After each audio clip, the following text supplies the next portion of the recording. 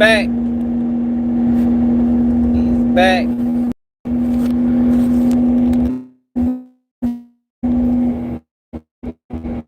Like the Black Panthers. You know, y'all know we going there. Y'all know. Y'all know. For the people that follow my channel, we was not gonna let these niggas slide.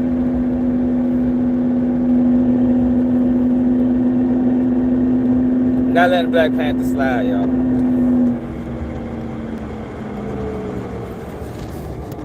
I think these niggas Black Lives Matter. I think they realize that most people is hip to the Black Lives Matter play.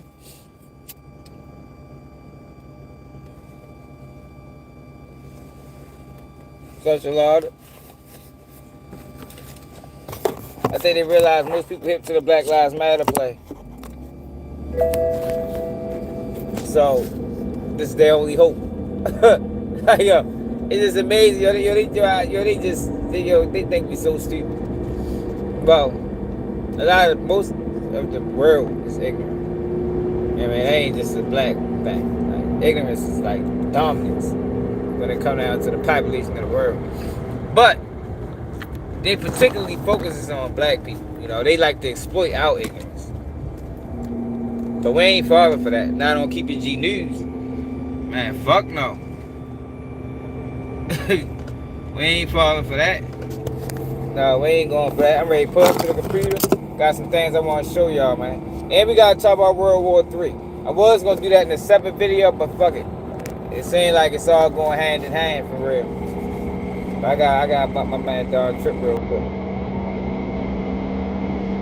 It's my shit right here, y'all. Dog Trip one of the hardest rappers out.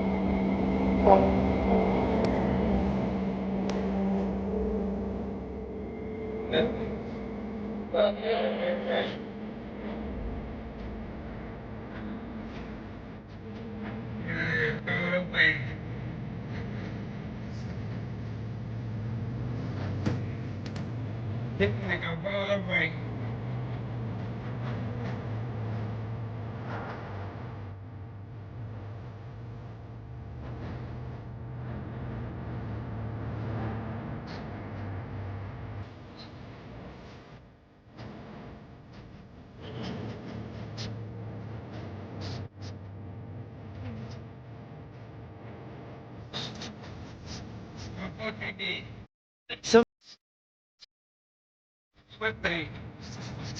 hey, come on, I'm fucking bad.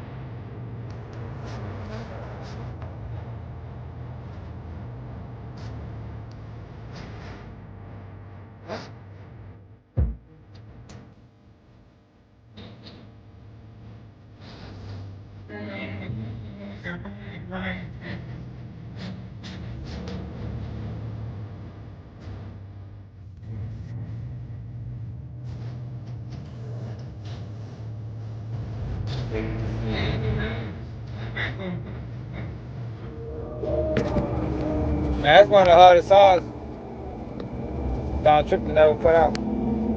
But I'm almost home, y'all. I just want to try and burn some time for real. I want to get in front of the computer, man, because, yo, we got to properly vet.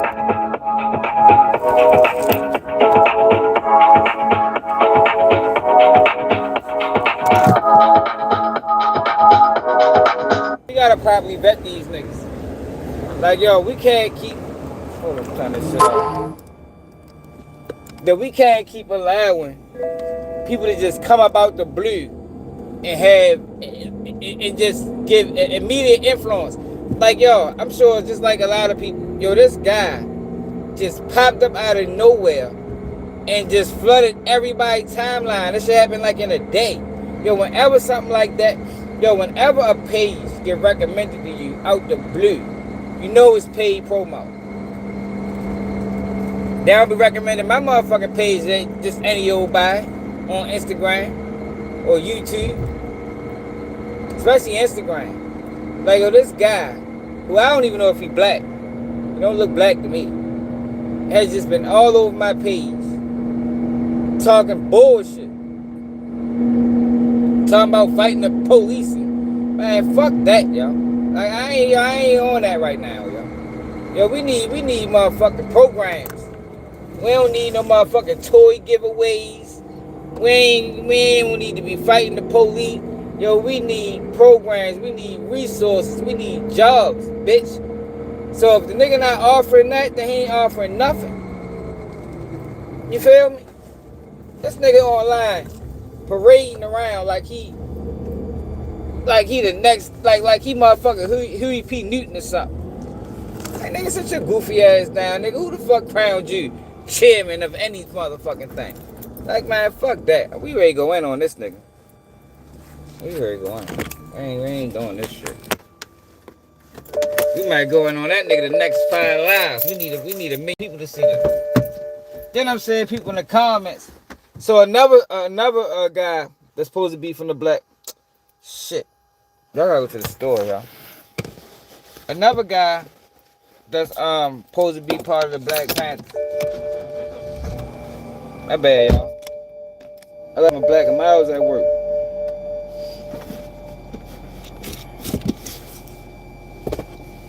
I only got one. And I found this bitch was in my seat. So another guy that's supposed to be a part of the Black Panthers spoke out, and you see people in the comments, so you wrong. Injustice for one is injustice for all. Like, man, shut the fuck up, man. I don't give a fuck about. My little cousin called me talking about, yo, you ain't got no empathy. We've been fighting that fight long enough. The police brutality fight. I think it's time to transition to something more, more lucrative.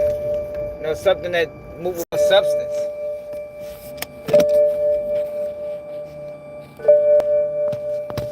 Oh yeah, see, he one of them niggas. G, hold on. Sorry, that noise is killing me. So he one of them. He just gonna try it all.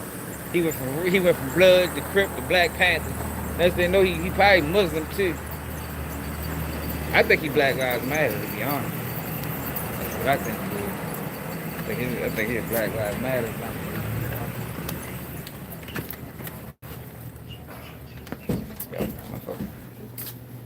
That clothes is white, yo. This one here? I don't need all that work. Yeah, that's right. You already got it?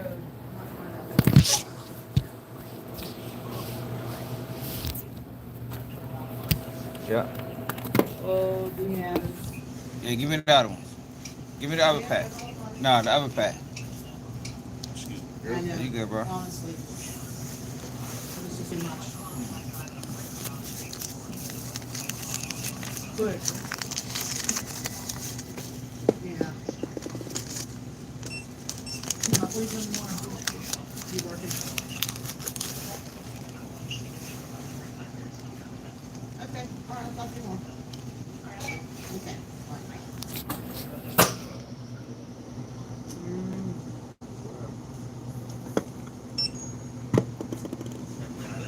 No, they ain't. I ain't playing. Hold on, bro. I ain't even need people to say that. Hold on, my screen. Bro, one's going to scan this one. You ain't take. I thought you already hung it up.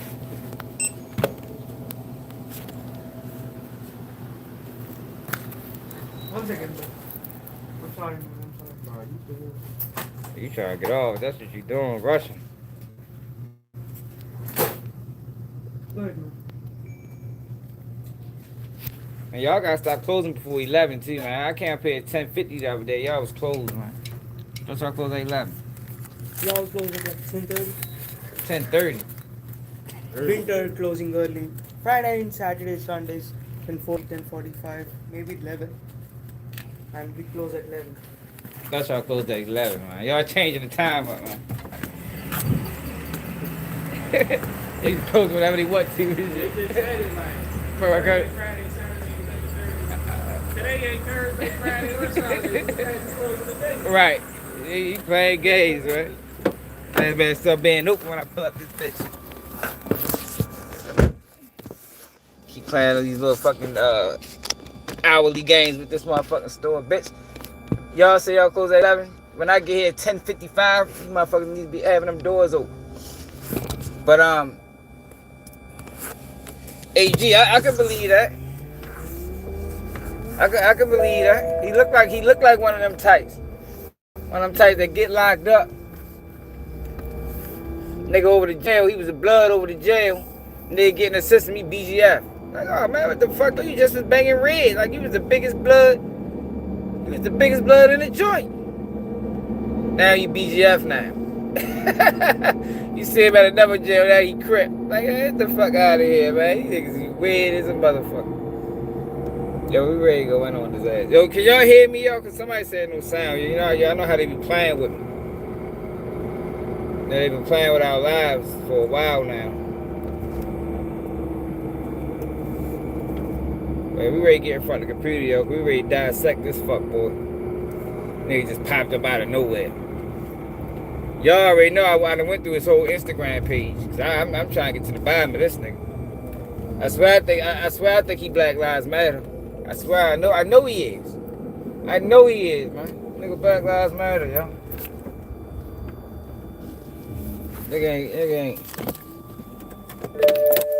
about no motherfucking starting no black people, nigga. So we fighting police. Nigga, we so tired of fighting police. We fighting police for fucking 80 years, nigga. Fight something else now, nigga. Obviously that's not a war we gonna win. Let's transition to something else. You know, probably we can gain some motherfucking you know, get some things established. Keep telling me we fighting police and shit. So what's probably gonna happen in the next couple of days is the police gonna kill an unarmed black man. You know, look out for that in the near future. Police killed an unarmed black man. And just pay attention to what's going on, y'all. Don't take the bait. Don't take the bait. Cause that's all it is bait. Let me show y'all this nigga. The fucking Black Panther Party of self-defense. The Black Panther Party of self-defense. Yo, it was 5 degrees outside today, yo. That's how much clothes I got on. I ain't gonna lie, I'm strapped up. I was warm for real.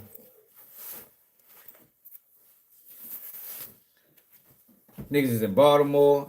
Yo, who from Baltimore that was at them events? I need to holler at you, man. If y'all know anybody from Baltimore, from my city, that was at the Black Panther event, tell them call me, man. We need to get them on. We need to get them on a motherfucking need to hear from them. What the fuck is you doing there? And what was they talking about?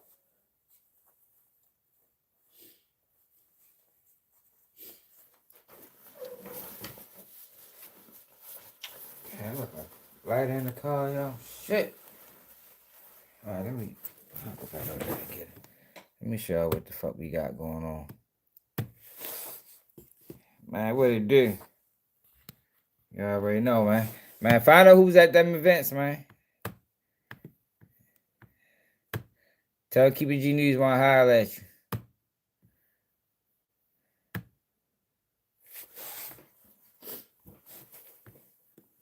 Fake ass Black Panthers. Oh, they locked up somebody for the death of Zeta Wizard. The fuck is this?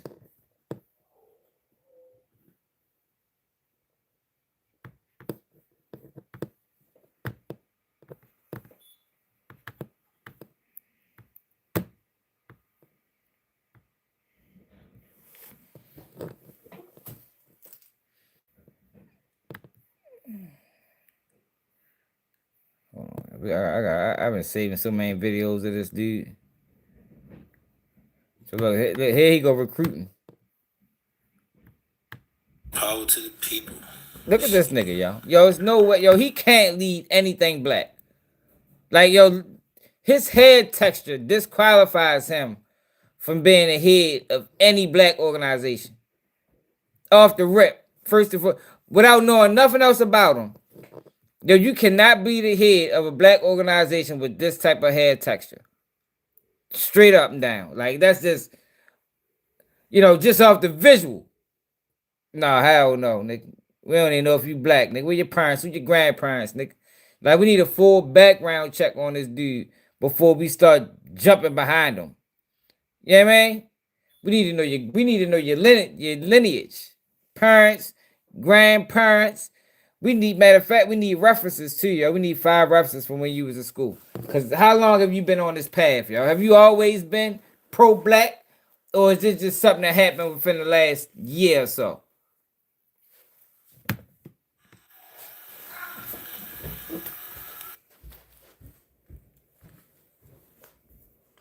Listen, I'm Chairman Paul from the Black Panther Party for Self-Defense. And I have an important message for everyone. And I don't mean any disrespect. I don't mean to be mean to anyone. I don't mean to belittle anyone.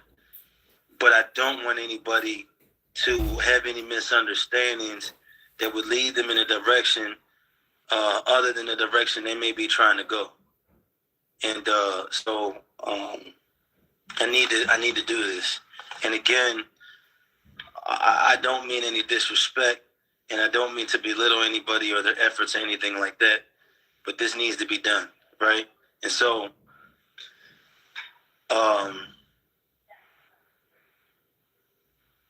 me personally, right? If you want to check on who I am, and you are in tune with different Black Panthers or different people from the past, you can tap in with Aaron Dixon or Elmer Dixon or Rashad Birdsong or Clarence Peterson or Billy Che Brooks, and they'll tell you, who I am. They'll vouch for the fact that I am a Black Panther, you know what I'm saying, according to them. You know what I'm saying? Given permission to carry that legacy by them. I got the permission from Emery, the guy who drew the original Black Panther, to do that, to carry that emblem. You see what I'm saying? I didn't just pick it up one day and decide I was going to do it, And so we do have a chapter in North Carolina under the direction of Captain Jordan Stewart. We have a chapter in South Carolina under the direction of Captain James Birch. We have a chapter building in Michigan under the direction of Ariel and Dominique Birdsong. We have a chapter in San Francisco and Arizona. We have one in Alabama.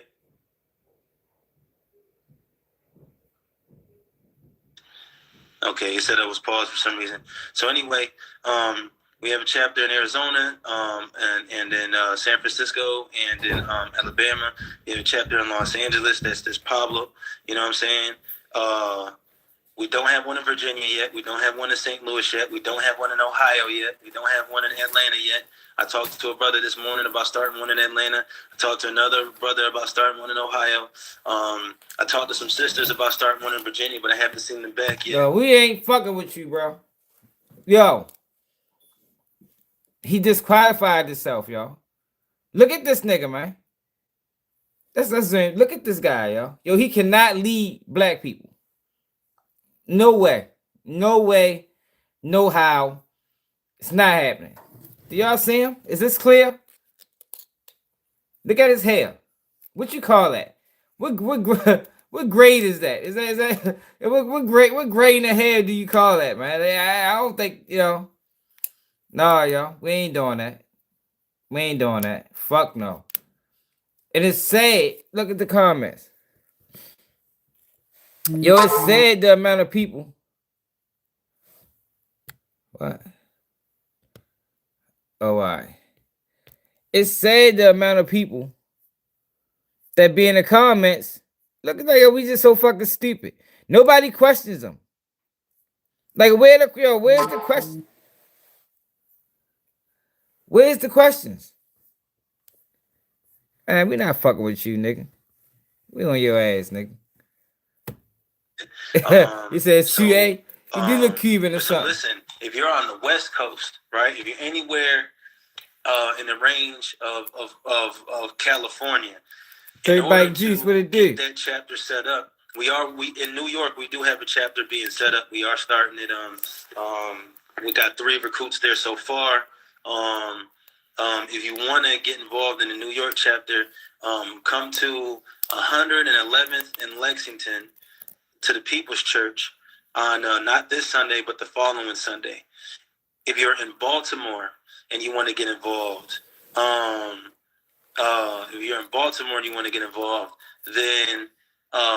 what'll happen is we'll be in Baltimore.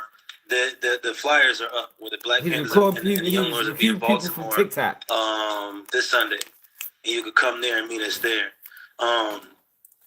But as far as that goes, right? There's no outside of the places I mentioned. Meaning me speaking on behalf of the Black Panther Party for Self-Defense, we don't have an established chapter outside of those places. Did we miss the vote? There was a vote on the new Black Panthers, yo. Maybe I wasn't privy. I work a lot. Maybe I was at work when, we had this meeting. We had this meeting of the minds. Like, yo, who co-signed this nigga? Like, yo, who crowned him chairman? Fuck that. Fuck him. I want to know who crowned him chairman, yo. Like, yo, straight up, they're like, yo, this is insane to me. With everything that's going on in the world right now, this nigga just pops up out of nowhere on everybody's timeline, talking about, the new Black Panther Party of Self-Defense, and we fighting the police, and like, nigga, what the hold up, yo, we ain't even on that right now. Like, yo, we done been there, done that.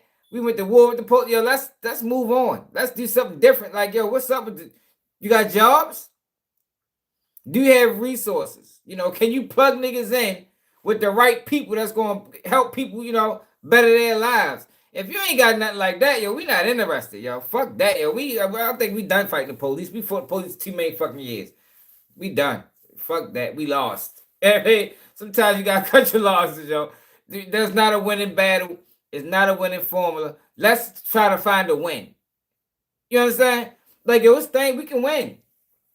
But just not there, Maybe if we start getting, better opportunity, it'll be less police interaction. Just maybe. I know they flooding our communities. I know they fuck us over. I know they do it. I know all that. But what I'm saying is, yo, let's transition to something more lucrative.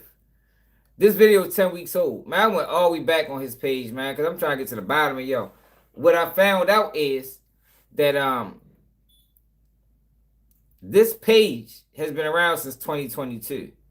His earliest post only dates back to February of last year. So I want to know, where's the rest of the posts?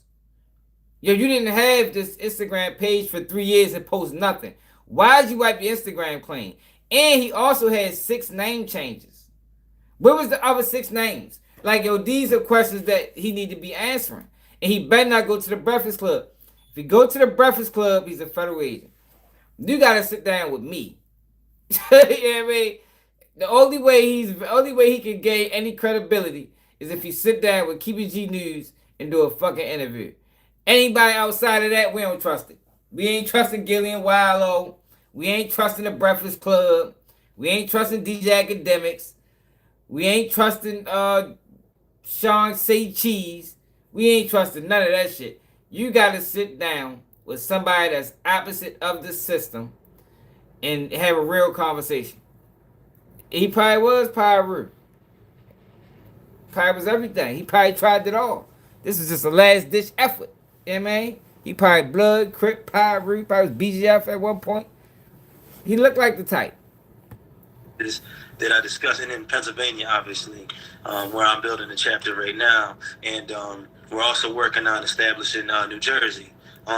Exactly, bro. Anthony. Outside of those places, we're not there yet.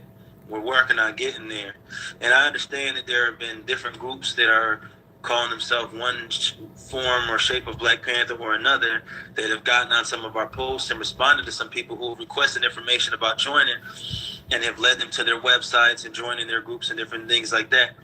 I really don't understand why those groups would get on our posts and like hijack them like that. But it is what it is. You know what I'm saying? Like I said, I'm not here to belittle anybody or anything like that. What's this arrest history? Like, we're not doing this, yo. I'm tired of them trying to just give us people to get behind. Without no, we need his resume. I mean, what they call that shit? We need his FBI number. Everybody got an FBI number when you go to jail, man. And it goes through your whole criminal history. We need to know, where is this guy from? Who raised him? What neighborhoods he came up out of?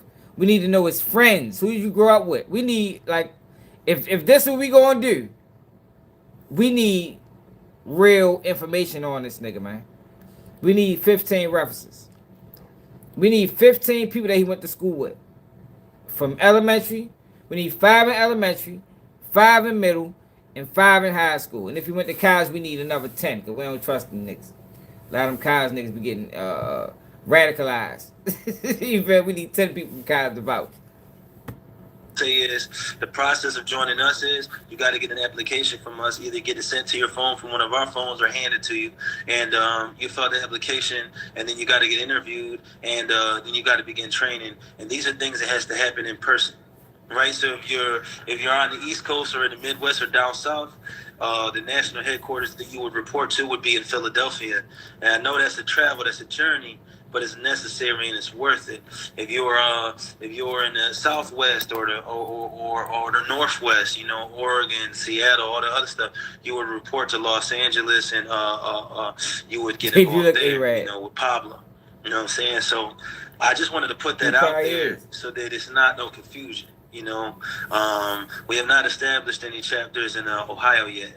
We've not established any chapters in Louisiana or New Orleans or Texas or Florida or Georgia yet, or Tennessee or Mississippi. We're working on it, you know what I'm saying? But we haven't yet. All power to the people. Yo, fuck him. So look, let me show y'all something, right? I went back on this page, like I said.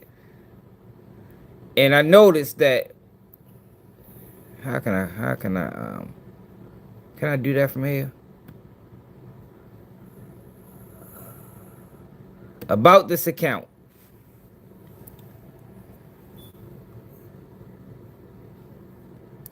Look at this, y'all. Join December. Man, appreciate it, Ricky Ricks. Where the fuck you been at? December 2022. Account based United States. Usernames. 6.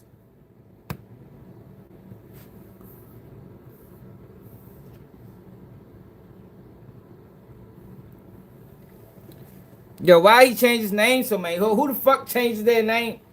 What was the other 6 names, man? I want to know.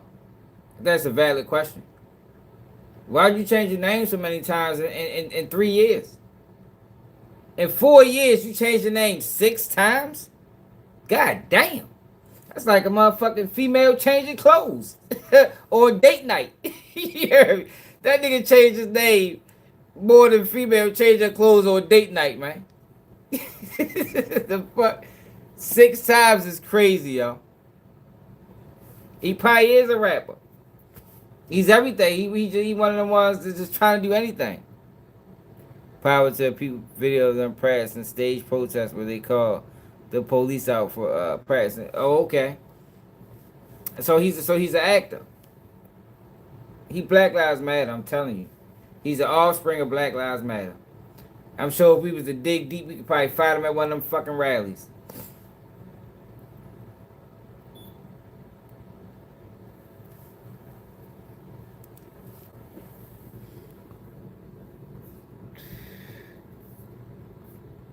Nigga, man. Wild ass nigga. We not falling for you, bro. We ain't doing that. I think I'm gonna do a video every day about this nigga. We need 1 million people to know what the fuck going on. So then you had this post. Like then you had them running this post right here. Resurgence. The resurgence of Black Panthers. Like, who even said this? Like, they don't say this in this video, but this is the narrative. Look, Rainbow bitch ass posted this. This is the narrative that they're painting to protect immigrants from ICE in Philly and Baltimore. Who said this? In this video, that's not what they say.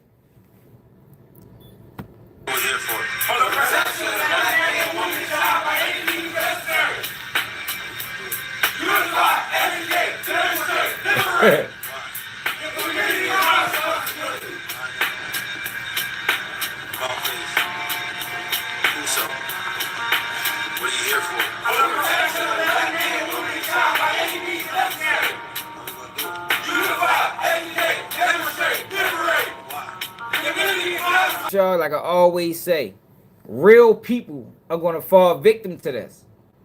Real people that really care for the community, that's really down for the community, are going to fall victim and be a part of something that has absolutely nothing to do with the community. Absolutely nothing to do with it. Like, some of these people might actually care about black liberation. You know, care about the mistreatment of black people in the United States. But they're part of a group that's probably created by the FBI or the CIA. You feel me? Or one of the motherfucking intelligence agencies. Yo, they're not allowing the Black Panthers to ever exist again in the United States. You understand? They depleted the Black Panthers, yo. Killed them, put false charges on them. Do you think they're going to allow that again? Man, fuck no. And then timing is everything. Timing is everything. Yo, but this is what I warned y'all about. I gotta go back to it because people think I don't be knowing what I be talking about. This is what I warned y'all about when I told y'all when Trump get back in office, expect this. People remember I said it. I said it on multiple occasions. And look at what we getting. A whole bunch of bullshit.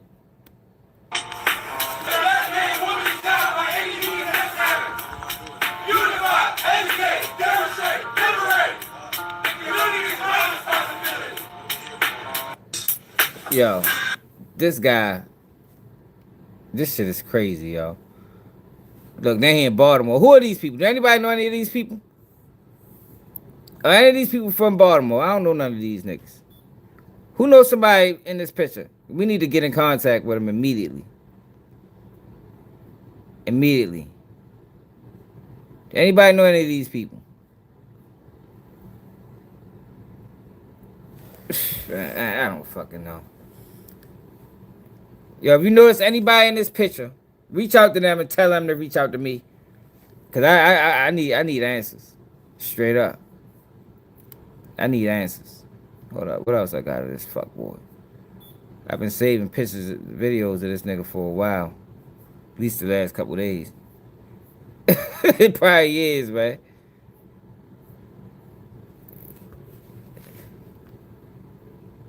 Yeah, we don't need this. This how they always trick us. Yo, we don't need this. Yeah, the Black Panthers had after school programs and shit like that.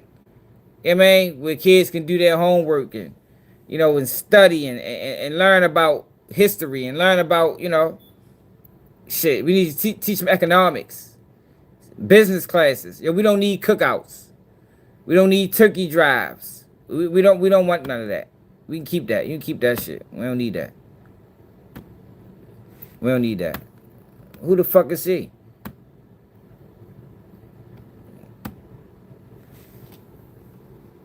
Now recruiting. Here go the pamphlet, y'all. What the fuck this shit say? We want freedom. We want power to determine the destiny of our black community. We want full employment for our people. We want an end to the robbery by the capitalists of our black community. We want decent housing. It's for the shelter of human beings. We want education. All right, so get it done then. But fighting for ISIS, that ain't how we doing it. We want an immediate end to police brutality and murder of black people. We want freedom for all black people. For all black men held in federal, state, county, and city prisons and jails. And we want all black people when brought to trial to be tried in a court by a jury of their peers, group or by people from their black community, as defined by the Constitution of the United States. Yeah, but that's not what y'all doing.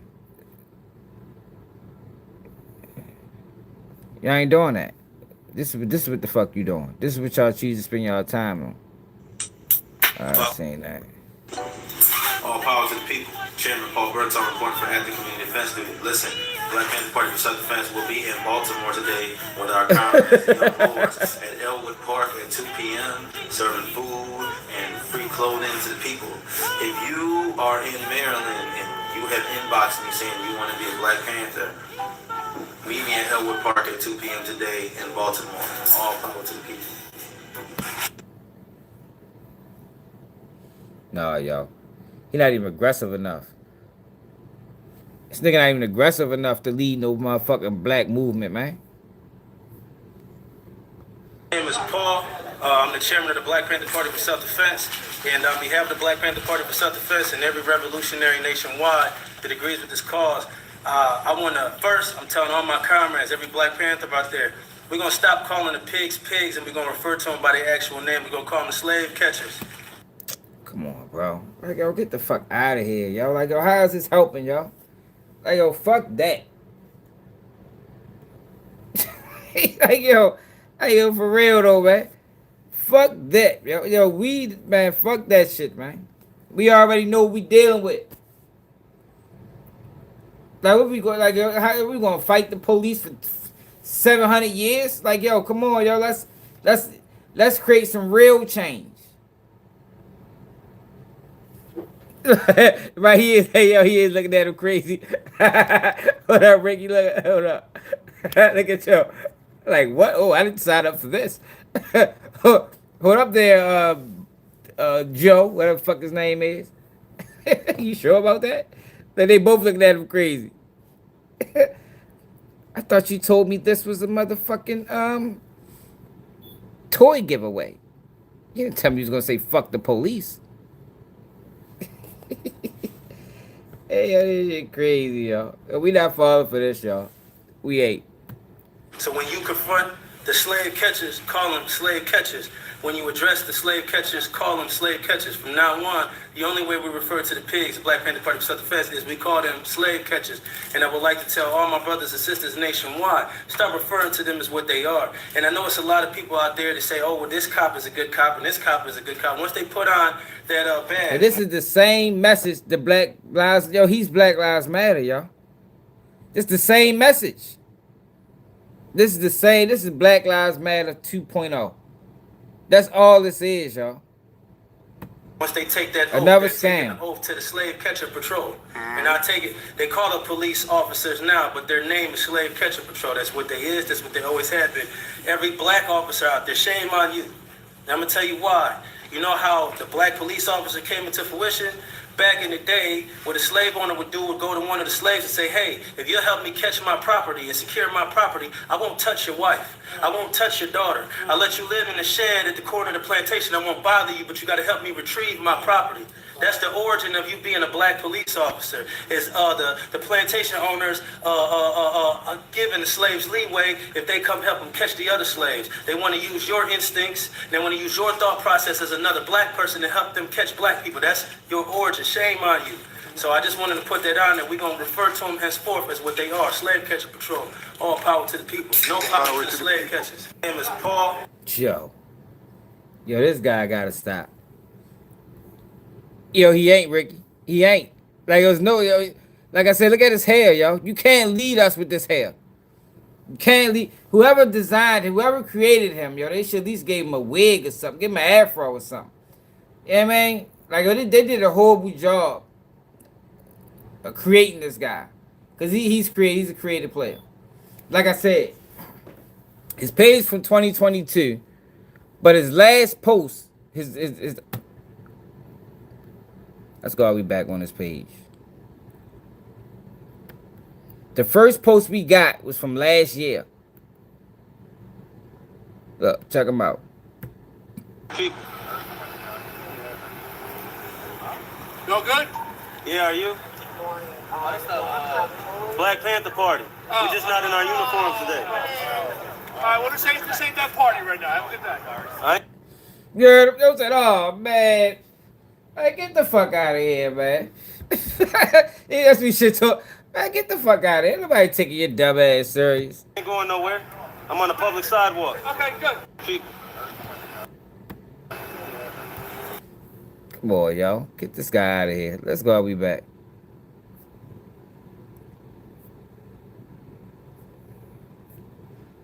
I want to know why'd you wipe your whole Instagram clean?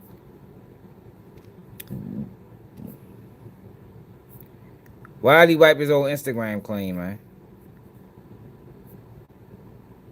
Look at this nigga. I don't care about people not liking me. Man, get the fuck out of here. I be trying to make it worse. Fuck out of here. Hey, nigga crazy. Y'all didn't think we stupid, y'all. What's this? What's your name, sir? What's your name? What's your name, sir?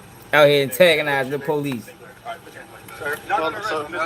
You can't. You don't have. do What's that, your sir. name? What's your name? Hey, sir. Don't touch me. Oh, he ain't even out there. Yeah, hold up.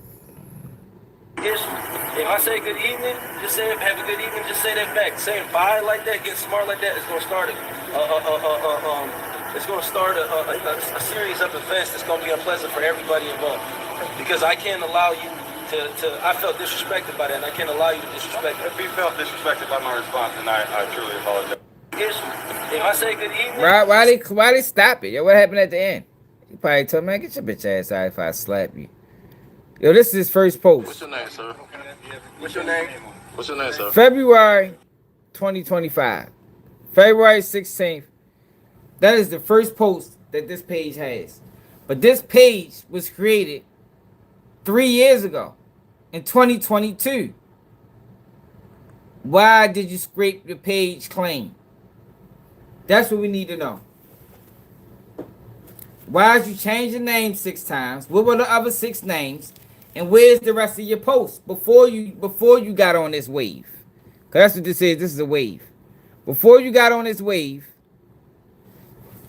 what the fuck is this right here? We are for the protection of the black man, woman, and child by any means necessary. We are for the protection of the black man, woman, and child by any means necessary. Where the rest of the conversation at, bitch? Keep posting clips and shit.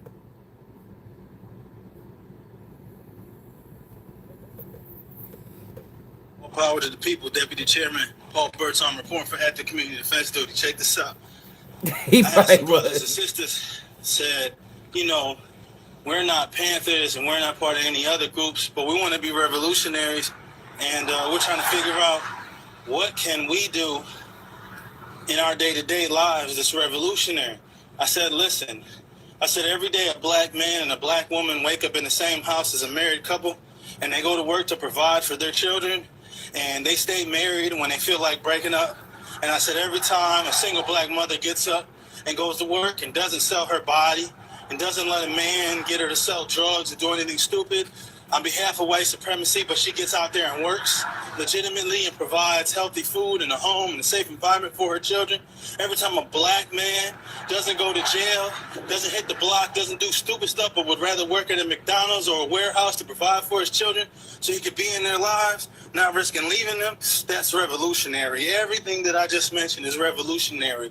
White supremacy orchestrated drugs to destroy the nuclear black family, to destroy black fatherhood and black motherhood, to destroy black marriages and black relationships. Every time you decide not to beef with somebody, every time you decide not to hurt another black man, but to walk away or to let it slide for peace, that's revolutionary.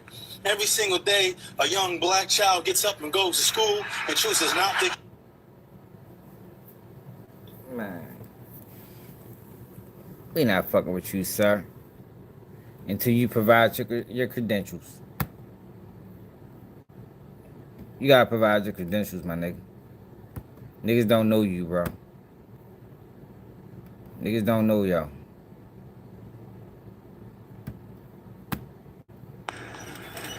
All power to the people.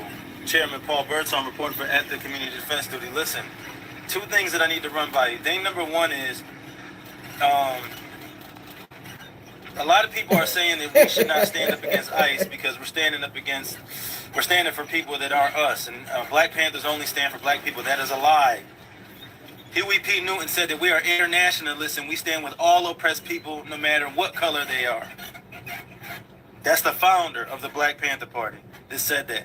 So everybody who's running around talking about Black Panthers don't stand up for people other than black people don't know a damn thing about the Black Panther Party.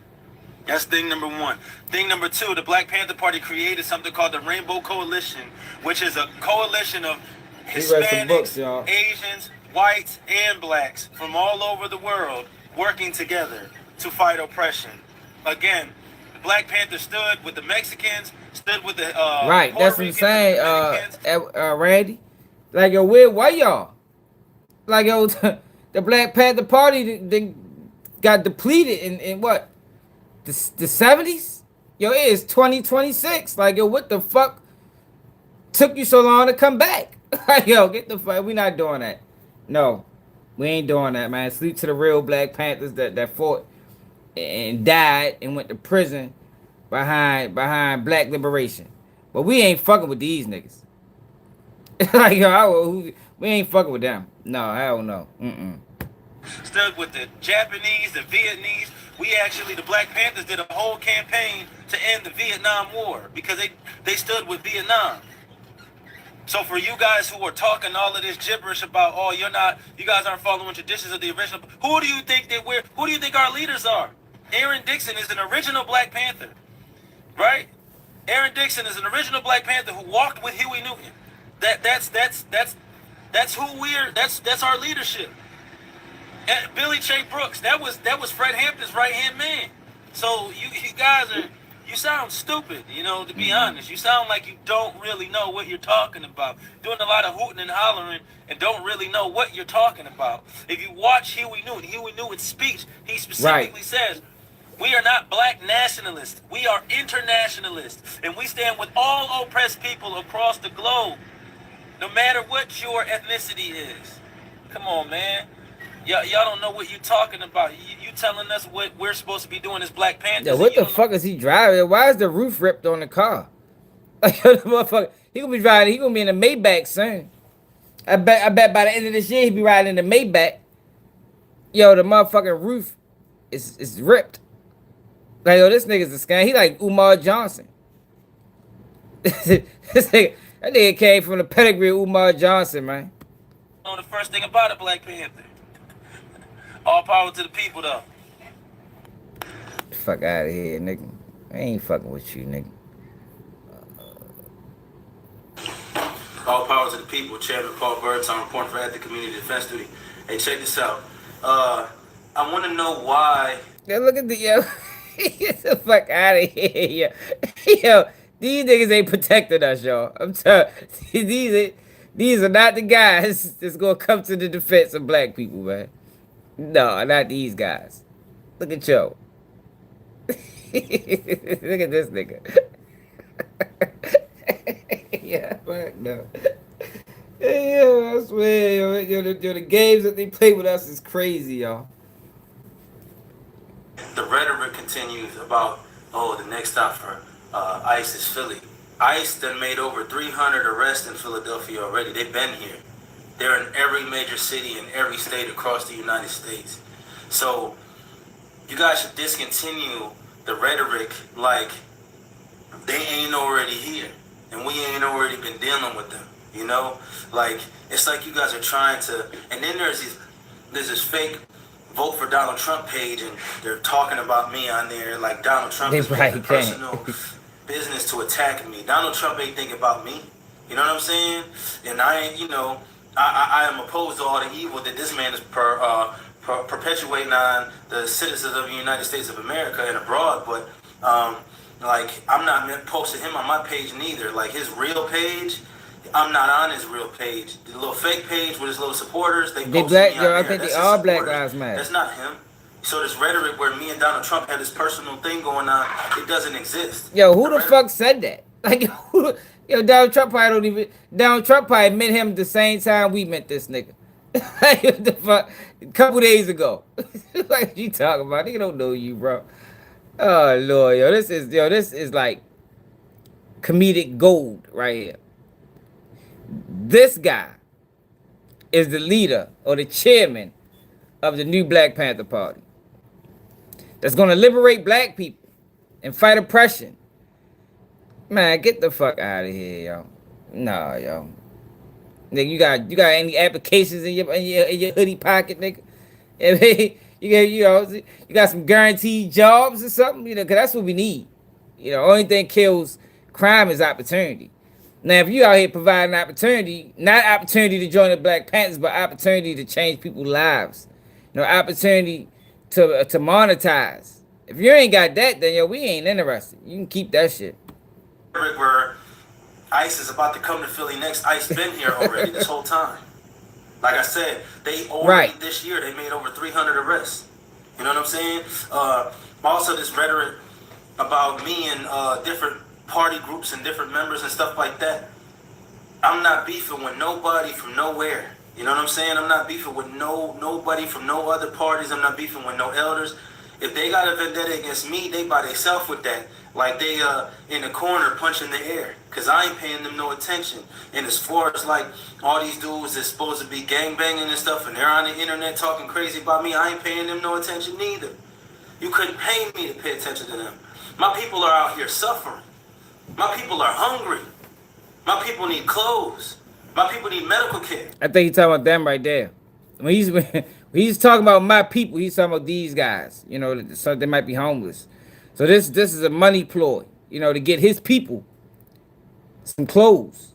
You know what I mean? They tired of wearing all black. They switch it up, sir. My people need protection. My people need education. I'm focused on that. I'm not focused on none of that other stuff. So, you know, I just want to put that out there. Because, you know, I get these text messages. Did you see this chairman? Did you see? I don't care. I'm not interested. They can say whatever they want to say about me. I heard I had sex with somebody outside in Florida. I've been to Florida 3 times in my life. One as a child. Definitely like with that. my grandparents. And then 2 times passing through on Greyhound buses or cars. I never spent no time in Florida. You know what I'm saying? You let people throw anything on the internet, you guys just believe it like you're naive or something, like you don't have critical thinking. You know what I'm saying? And that's fine, you know. I know that's entertaining for you, you know. But I ain't interested. I'm busy out here doing the work. You know what I'm saying? I'm busy out here actually doing the work. You know what I'm saying? I'm busy out here actually in this cold and this ice doing the work. I don't care about none of that other stuff, you know. And somebody asked me what my message is to ICE and what my message is to Donald Trump. My message is to Donald Trump, shame on you.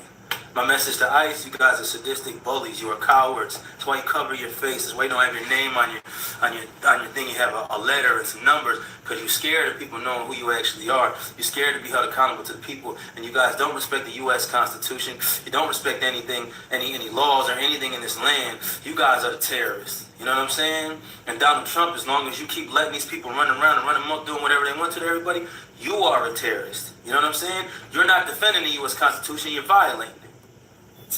So that's all I got to say. All power to the people. Power to the people.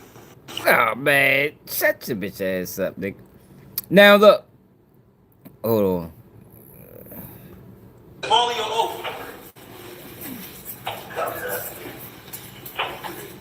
I'm dignified. Look at whoever this is. Stupid as a motherfucker. Look at the post.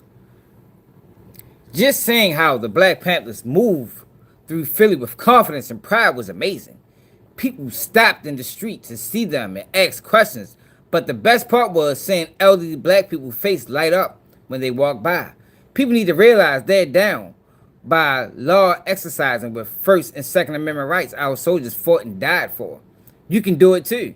It doesn't have to be with the BPP. You can organize your own patrol. When I worked at SEPTA as a camera tech, we had to recover video evidence of women being SA'd on the train. In the CCT footage, no one came to help and everyone had their phones out the whole time. Patrols like this can stop that from happening. No one is coming to save us, not the state, not the feds. We run the government doesn't run us. Look at people in the comments.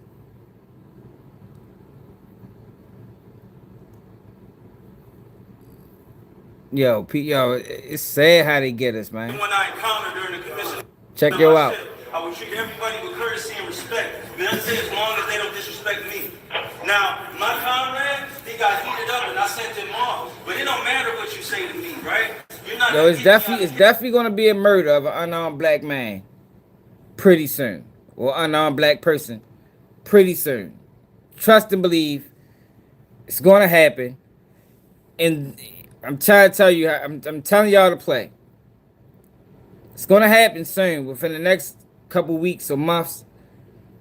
Y'all see it. Because what I stand for means more to me than anything you can say. That's what that's supposed to mean to you.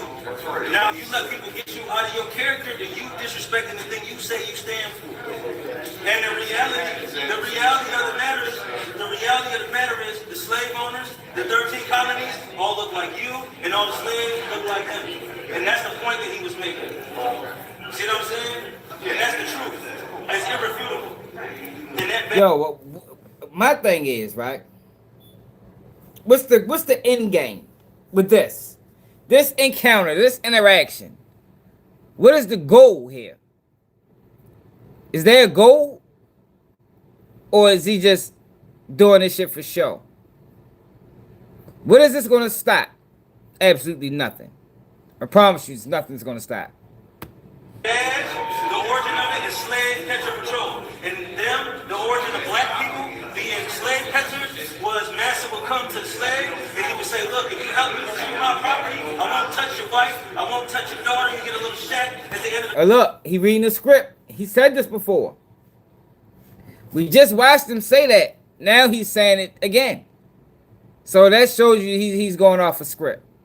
plantation. You helped me catch my property. And the property you was helping catch was other black people. Because the slave owners thought you had instincts that would help them catch your own people. So that's what he's telling him. He's telling him that what he's wearing, the origin of what he's wearing, is the slavers hiring him to help catch other people like him. Now it don't apply to you because you're not black. You're not a descendant of American slaves. But black people who were born anywhere in the United States, yeah, they laughing at the nigga, yo. in the Americas, look at y'all. South America, Central America, all the way to North America and Canada. At some point in time, if your people originate from here, if your people have generations here into the slavery times, then you are a descendant of slaves. All the way down to the island, all the way down to Peru, to the southernmost tip.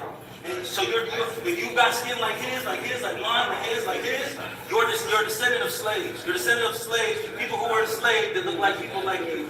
So you can't really take it personal because you're in the United States of America. He didn't say the Cohen family, which sounds Irish. Wasn't and if you are Irish, right? Hey, comrade, come here. Hold on, real quick, give me the floor. Listen, if he is Irish, his people were enslaved too. And then his people came over here, and there's some of these people. Who's this guy? Who he with? Is he with them too? Chinese, the Lee family. And they were getting $5 in a plot of land. They were called the $5 English. They were supposed to take the place of the Choctaw and Chickasaw and Cherokee tribes. See what I'm saying? People look like him. Man, this is staged. Cause let me show y'all something else though. Look at this. So this guy is the original Black Panther. His name is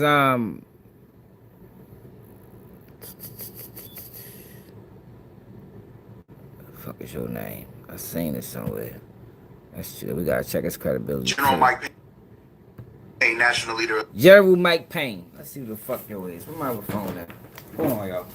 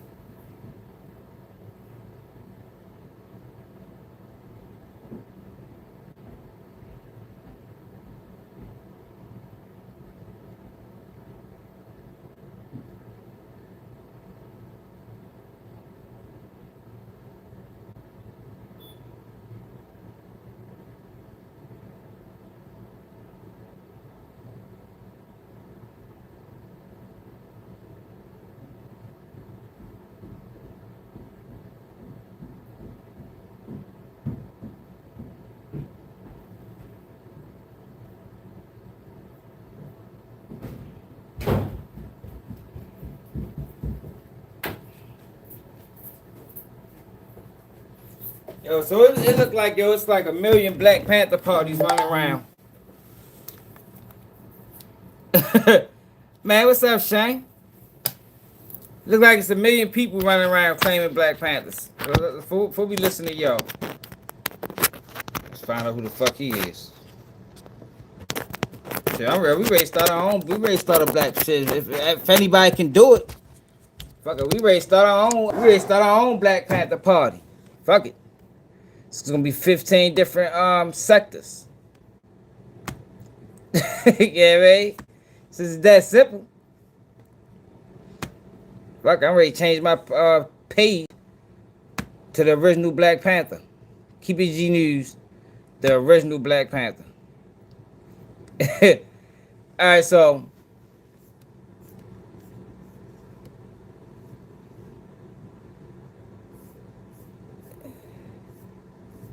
this is the guy that's ready to talk. General Mike Payne. The original Black Panther Party is very ambitious, self-motivated, and has a heart to serve the people. He rose to the rank of general swiftly due to his drive and determination. Not too long after reaching general rank, he was soon promoted to national general. Put him in charge of starting chapters all across the nation and internationally. In July 2021, King Rick retired, passing the torch, leaving General Mike Payne the leader of the original Black Panther Party. General Mike Payne added party to the end of the name to pay homage to the entire bloodline from which they originated.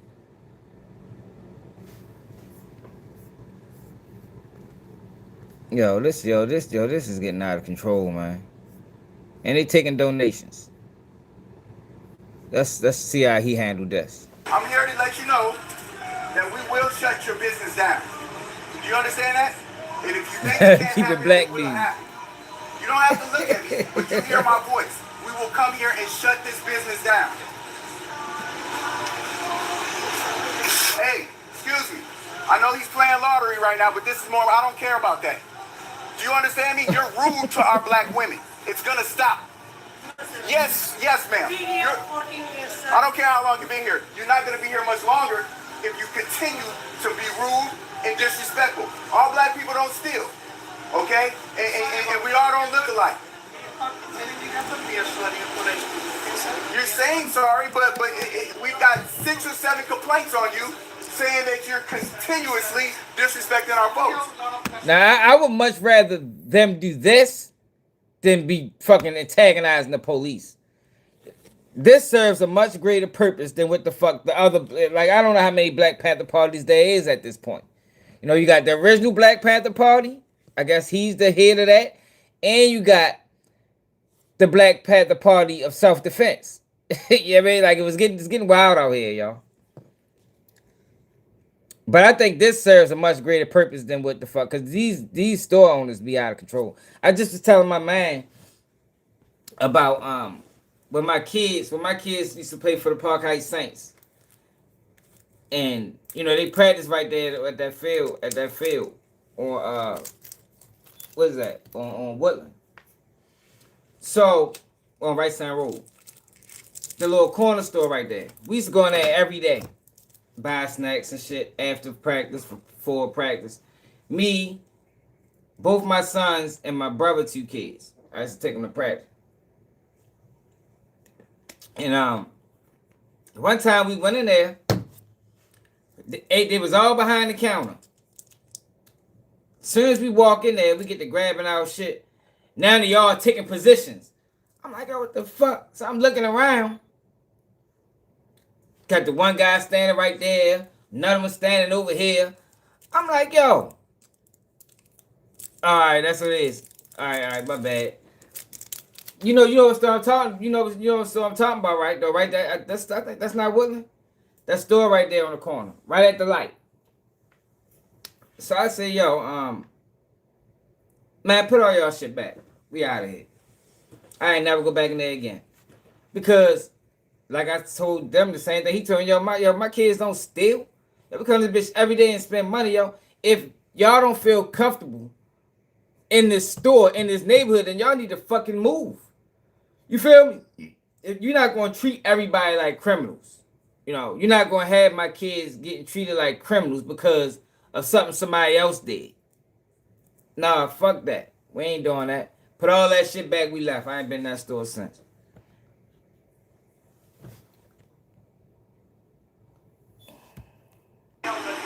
Huh? I don't know, this is years ago. He was coaching back then. Yeah, he was. And we don't expect you to. No, sir. Right. And that's why we're giving you a warning. Look, yeah. I'm sorry about that. Okay, but I'm sorry about that. look, you're not in control of this situation. I'm telling you, I will shut this business down. It will be shut down. There will be no more customers. You guys, matter of fact, are you close to this neighborhood? You live around here in this community? Oh, all right. Do you live in, wait, Sir, we are not like that. do you live in this So community? it's on Virginia and right side. Do you give back to the community? Yes, we go over there. We take care of people, sir. No, I say, do you give back to the community? We are good people, right? I'm not asking you that. I said, do you give back to, excuse me, sir, I'm sorry. Could you finish up with him really quickly? Do you give back to this community? Is my question. Sir, Because you take from the community. Yes, you do. Yes, you do. You come here and you make your money, then you go back wherever you go, and you pay for your kids' college and all that type of stuff. Great, fine. But you don't give back to this community. You're not going to come here, take money, and disrespect our people. You understand that? Excuse me. You're not going to disrespect our people, okay? I'm really sorry about that. I'm really sorry. Just say you're sorry. If I hear it happens again, I'm shutting it down. I swear, I'm coming here, and you're not going to have a business. Sorry, sir. We Not don't in this have community. we don't do like, sir. Just like if somebody else, we try to solve everybody, sir. We don't. I'm really sorry about that. I'm sorry, everybody. Please, we are not here. We are not here, sir. We don't do anything like this. I'm sorry about this. I'm sorry, sir. Look, Sir, I'm letting, okay, and I'm letting you know. I promise you, we will spend all of our efforts and all of our day to shut this shit down if you continue to allow to disrespect people. You don't treat Yeah, it's on like that, Virginia, bro. We're trying to keep you Shane. safe. Chill out, It's okay? on Virginia. Give me a minute. Thank you, sir. Hey, we're trying to keep you say? Okay, sir. Him. Yeah, this store right no here. more disrespecting our people. We respect everybody. If we hear about it again, I'm coming back. Sir, no problem. Do you understand this? It's not. Because our black women don't Yeah, deserve Woodland, that. the next block down. And they Yeah, it's all on don't look Virginia. like. They particularly No, this say ain't our- that Park Heights. No, I just wanted to see who this guy is because this guy disagrees. So he's a part of the original Black Panther Party.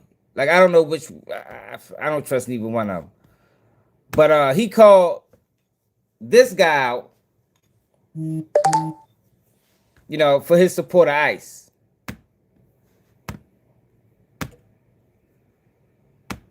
General Mike Payne, national leader of the original Black Panther Party here. We have received many emails from people asking, what is our official stance on the ICE situation? I need you all to listen and understand what I'm telling you. We, the original Black Panther Party, in good conscience cannot risk life and limb of our people for groups of people who have not risked life and limb for us.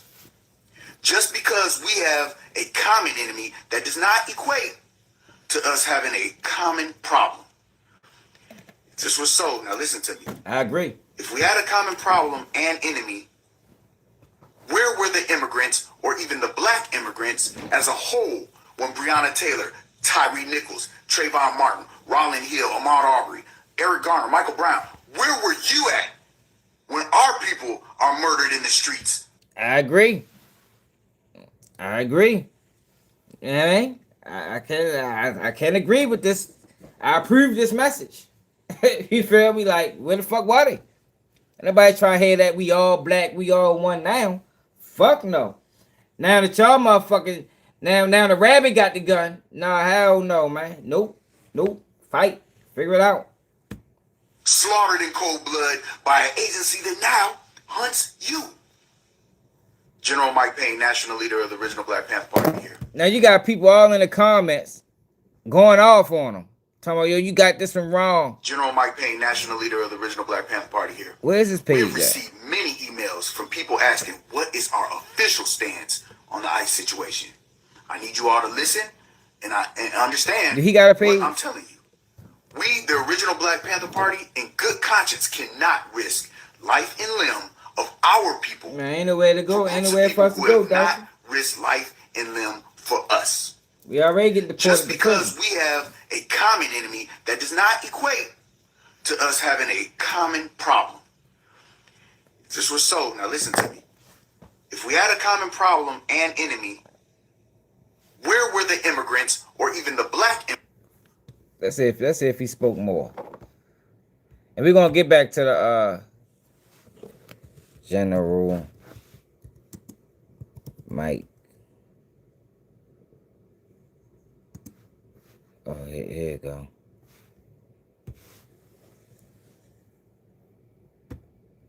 General Mike Payne, national leader of the original Black Panther Party here. What else he be over here talking about? Yo, this is crazy, y'all. All these motherfucking Black Panthers running around. Yes, recently I had an interview on a radio station, and for the sake of time, I didn't get to finish what I was up. So now this guy only has 5,000 followers.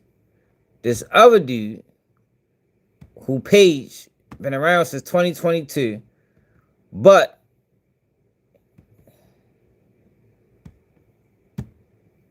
his earliest post dates back to a year ago. Has 312,000 followers. It's mighty strange. Let's go to Mike Payne again. Let's see if he has 6 name changes too. Gotta investigate these niggas.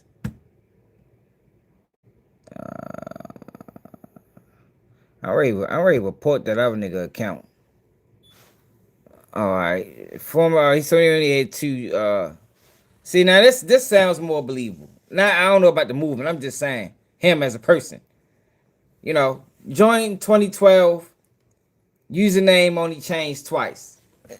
That's understandable. But for somebody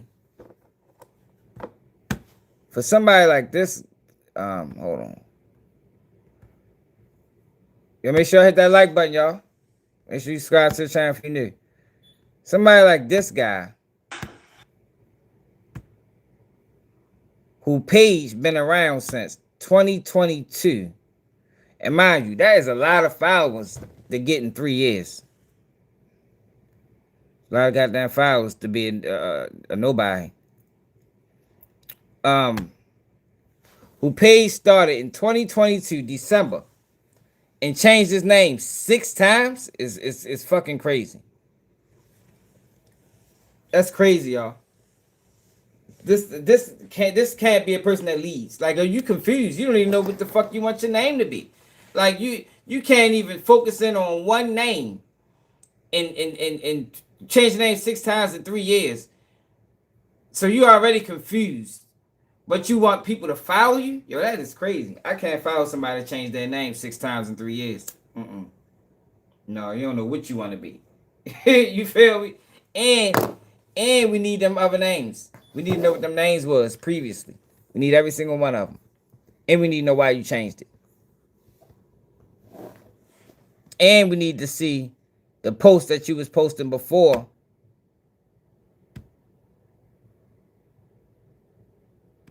You deleted all your motherfucking posts. Now, he responded to the General Mike Payne dude. And this is what he had to say.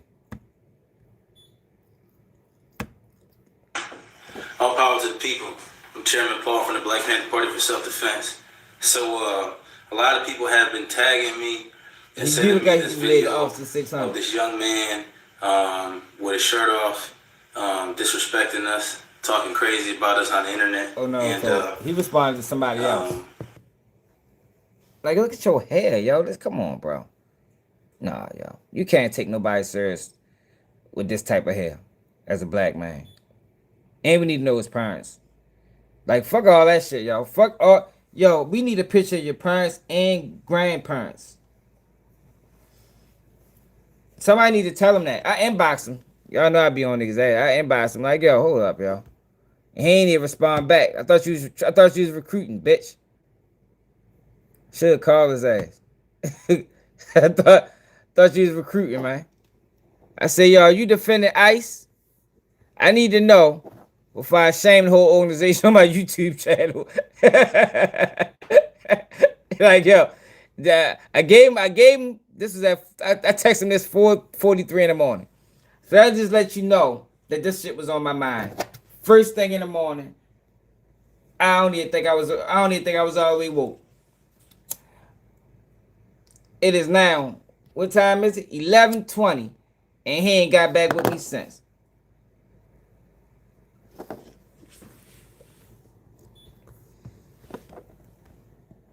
Should call his bitch ass.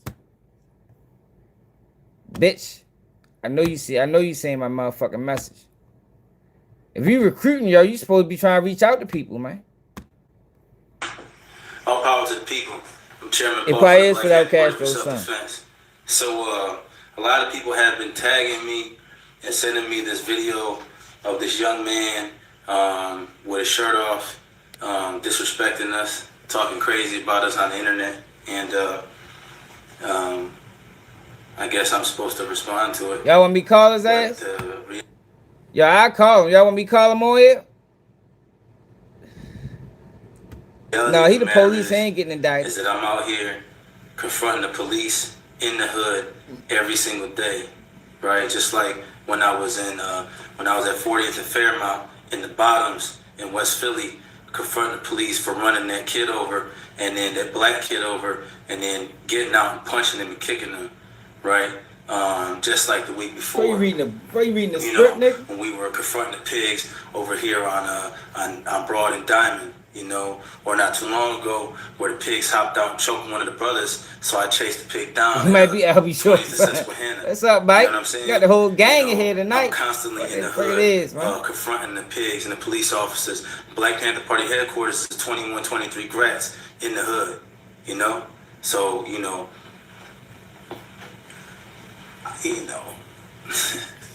it's not really. Yo, what school did you go to? Where is he from? What school did you go to? Middle, high? Yo, this I'm saying. Like, these are real questions, and like I say, he better not go to the Breakfast Club. Y'all put this on everything. He better not go to the Breakfast Club, because I think that's next. I think a Breakfast Club interview is next. But we don't need that. We need an interview with him and KBG News. He interviewed with anybody outside of me, yo, we don't trust him. Straight up. Because, you know, I'm asked the questions that need to be asked. He said, call him? Fuck it, we calling, nigga. I'm interested, y'all. Call his ass. Fuck, yo. I'm interested in joining the movement. What I gotta do, bro? Explain to me this movement. Why the fuck can't I get back to the message? Oh, here you go.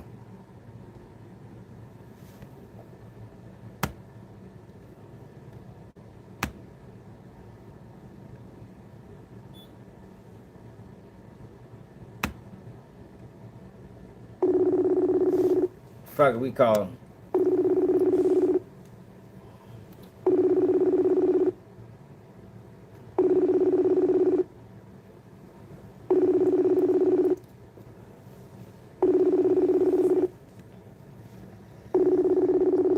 Man, he ain't recruiting. I mean, Mike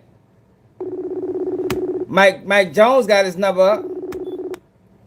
I mean, you can call Mike Jones, but we ain't got a direct line on the chairman of the Black Panther Party. That we should be able to call you, bro. Straight up. You feel me? What it is, Dave? You should be able to call Shorty, man. Fucking bitch ass ain't answer the phone for, nigga. We got it. We want answers. We got questions. A lot of them. First question. Where you from? What schools did you go to? And who are your parents?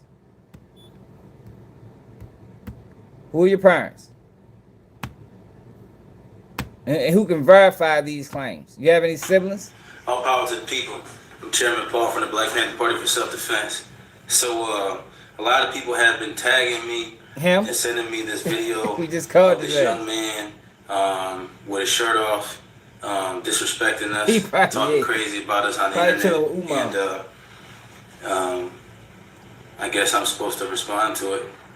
But the reality of the matter is that I'm out here confronting the police in the hood every single day, right? Just like when I was at 40th and Fairmount in the Bottoms in West Philly, confronting the police for running that kid over, and then that black kid over, and then getting out and punching him and kicking him, right?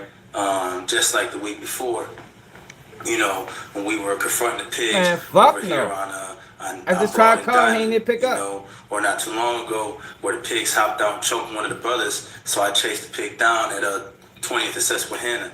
You know what I'm saying? You know, I'm constantly in the hood confronting the pigs and the police officers. Yo, well, that's not Black what we Panther need. Party headquarters is We don't 21, need 23 you. grats in the hood. We don't need you, You know? constantly being So- in the hood, approaching police officers. No, we don't need that. We don't want that. We need you in the hood offering jobs, fuck boy. You know what I mean? After school programs, you know, offering motherfucking services for single mothers that help get their kids back and forth to school that they don't gotta pay for. You know, that's the type of shit we need. He did say he wasn't calling the pigs no more. He definitely said that. I thought they were slave catchers. So, you know,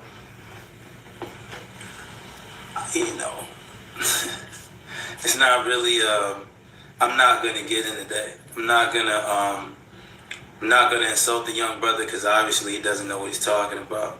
Obviously he didn't see the videos of me and the Elder Panthers. Obviously he doesn't know that every single week we take care of one of the Elder Panthers, the originals, you know, the ones that teach us and learn and show us the way, and Nope. the ones that are our leadership, you know, like catching Clarence no charge. Peterson or Aaron Dixon or Elmer Dixon or Rashad Birdsong or Billy J. Brooks, you know, all these original Black Panthers who are our leaders, who are our elders, who are our mentors, you know. So, you know, we didn't just get up one day and decide to call ourselves the Black Panther Party for Self-Defense.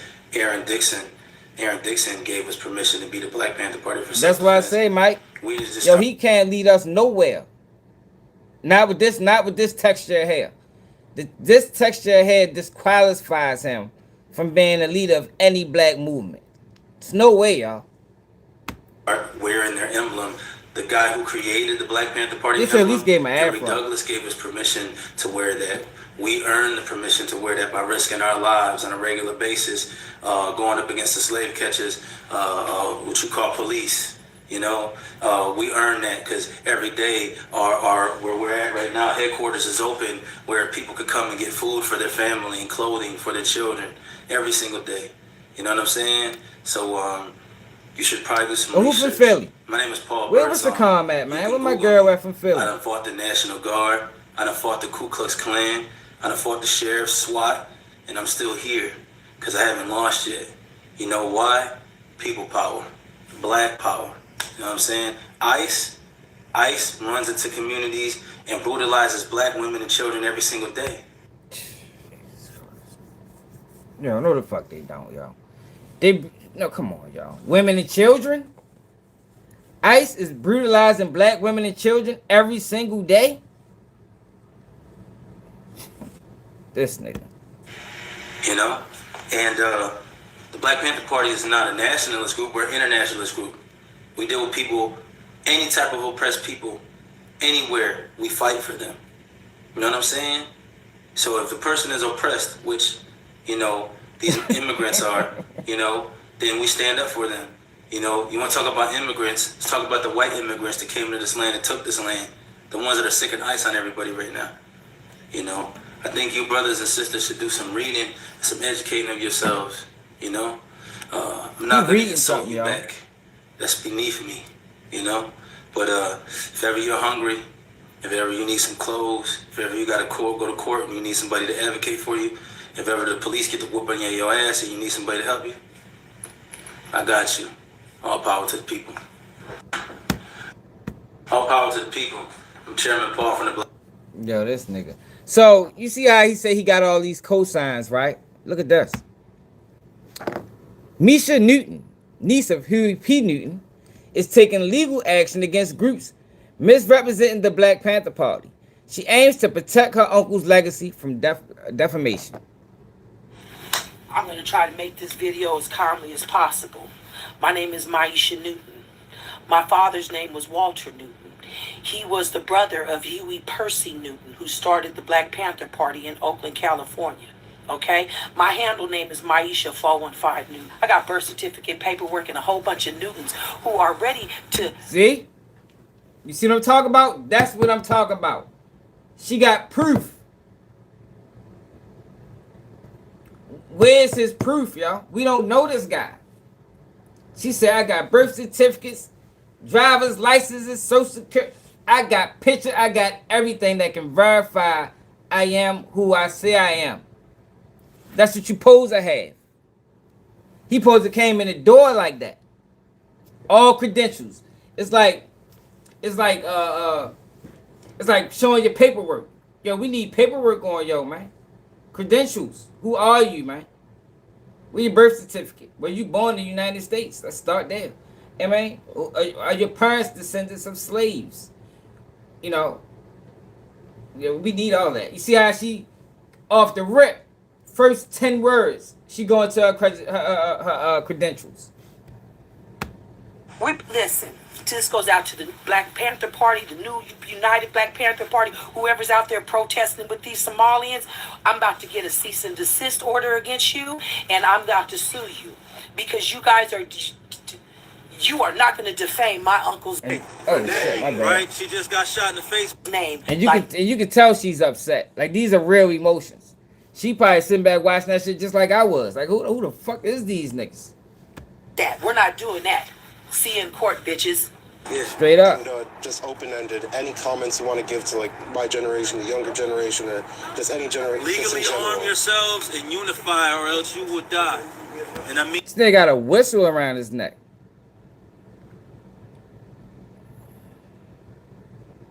Yo, he got a whistle around his neck, yo. What you say, Edward? Y'all do you remember there was a PSYOP Black Panther Party amongst the original Black Panther Party? Remember Huey P. Newton them told them to change their name because they was bogus. This was this guy. Man, they fuck around the edge, y'all. I think they part of Black Lives Matter. mean that in the literal sense. You see on the news all the time, Renee, you know, everybody say her name, Renee. I'm gonna try to make this video as calmly as Man, get this possible. nigga out of It's here. by ICE, right? This is a real thing, and they not Yeah. gonna stop. Black And the more Lives they Matter, hurt people and get away Antifa, with it, the more they LGBTQ movement, it's all the same people. gonna get that momentum to keep going. So everybody needs to unify and come together, and everybody needs to arm themselves, right? Because the revolution is in the barrel of a gun, whether you believe it or not. You want to be comfortable and you want to be nice. You don't want no confrontation. Look, Huey P. Newton said it the best. Anybody without a gun is either a slave or they're about to be one. You know? So if people worried about people being scared of him, Huey P. Newton also said this when somebody asked him, don't you think the Black Panther Party is scary? Don't you think it's scaring people? He said, my people have been the ones afraid. Hey, sister, we got free groceries over here. Free hot soup and free clothes. He said, my people be the one afraid for hundreds of years. So if you're saying people scared of us, now that's a compliment. That means we're doing something right. You know what I'm saying? Would you rather be scared of ICE? Would you rather be scared of the slave catcher, the police? Would you rather be scared of the government forces that are working against the people? Or would you rather be them scared to mess with you? That's for you to choose. That's for you to decide. Unify and arm yourself and keep this safe. Right? She just got. Man, we not fucking with these dudes. And whoever was in Baltimore that was at them protests, man, can they get with me?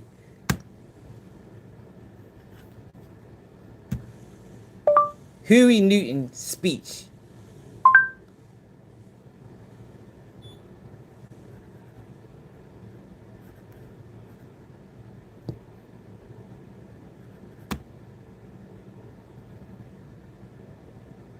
I applaud you because you're all such beautiful people. And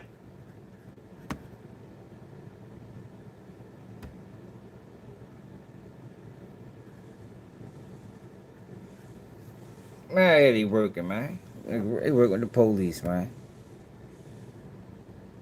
They work with the police. It's obvious. Some fucking Black Panther Party. Yeah. You see his hair texture? well, when I was arrested, I was taken to breakfast for children program. Matter.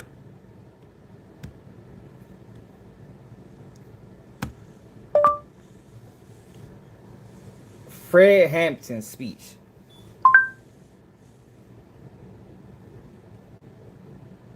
I'll find something quick.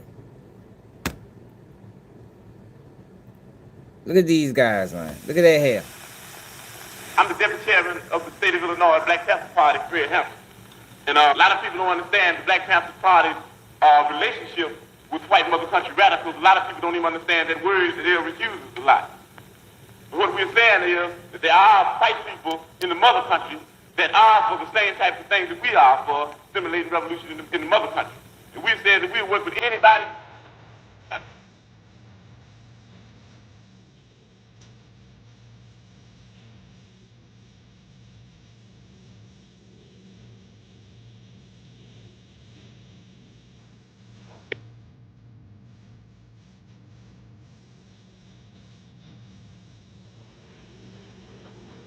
Look at his hair texture, man. Everybody in the state of Illinois is going to have to be involved or even around the revolution because we're going to have one. We're going to have to do more than talk. We're going to have to do more than listen. We're going to even have to do more than learn. We're going to have to be very hard. We got to start learning, and you learn through practice. We got to start making mistakes, and you learn through making mistakes. We got to start getting out there with the people. And a lot of times we think we're better than the people. That's an insult, and that's criminal. Think you're better than the people. But we got to get together and learn where it's at. It's going to take a lot of hard work. Appreciate it, Albert. You already know. Education for children is something else. You ought to dig on it. Every sister in this audience. Now, every sister in this audience ought to get yourselves together and come on down and help us with that Breakfast for Children program. There ain't children program. Children in the morning. We have Breakfast for Children because we teach the people through practice, through observation and participation, that people can be fair free.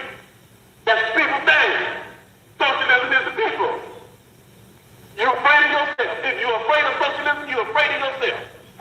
We We know they have our pictures. We know they're looking for us. We know they want us. But we're still saying that even though we could be in a sense, as far as this system goes, on the mountaintop, we in the Black Panther Party, because of our dedication and understanding what's in the valley, knowing that the people in the valley, knowing that we originally came from the valley, knowing that our flag is the same flag as the people in the valley, knowing that our enemy is on the mountaintop, our friends are in the valley, we say even though it's nice to be on the mountaintop, we're going back to the valley.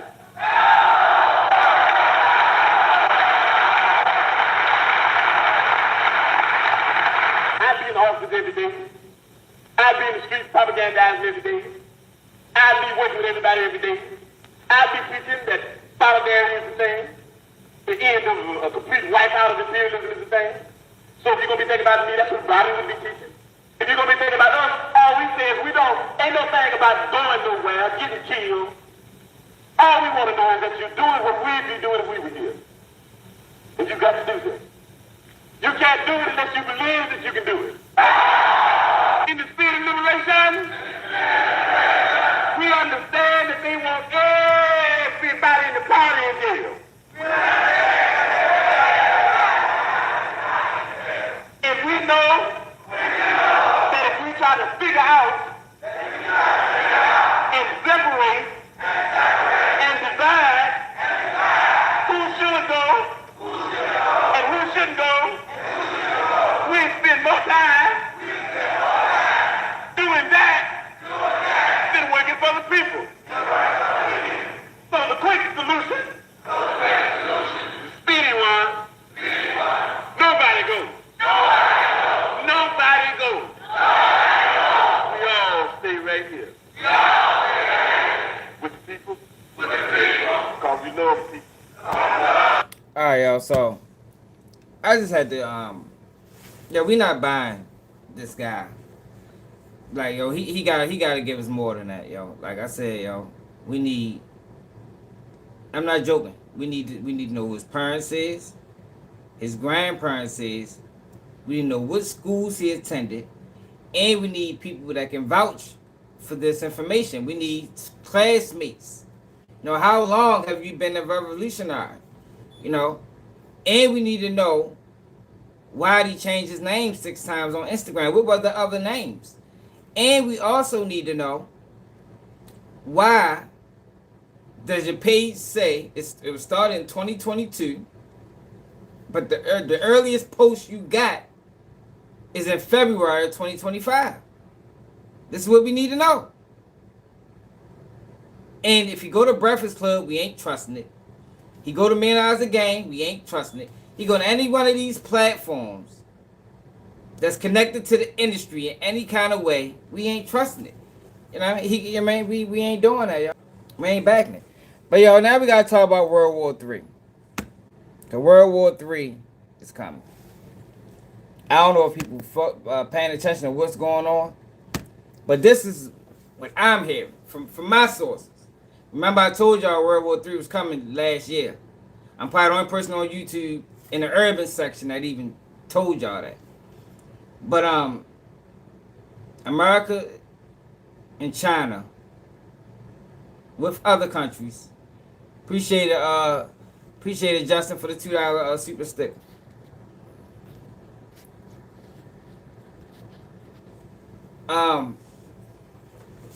America has to go to war with China, y'all.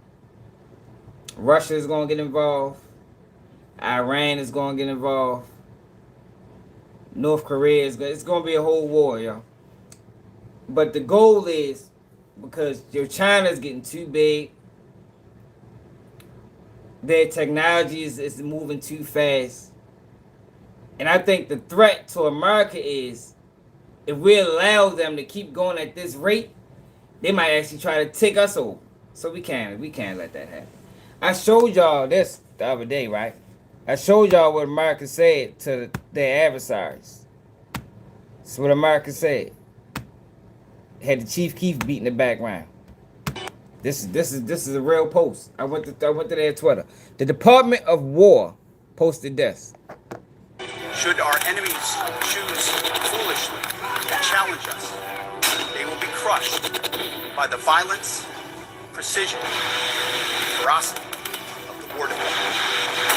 In other words, to our enemies, F-A-F-O. Fuck around and find out.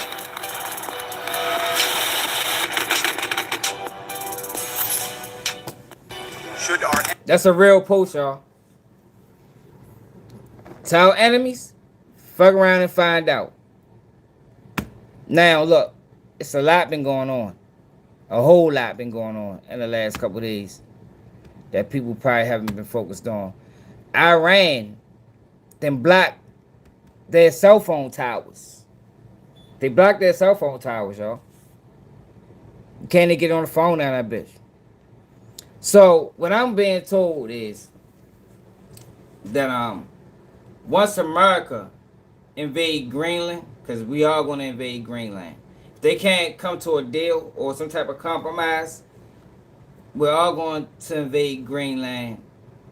And the goal with these invasions is to protect the homeland. Trump said it a couple days ago. I said it before I even heard Trump say it. But we're trying to position ourselves to build a level of protection from being hit from, different angles. So, they got long-range missiles in China, and North Korea got them, and Russia got them.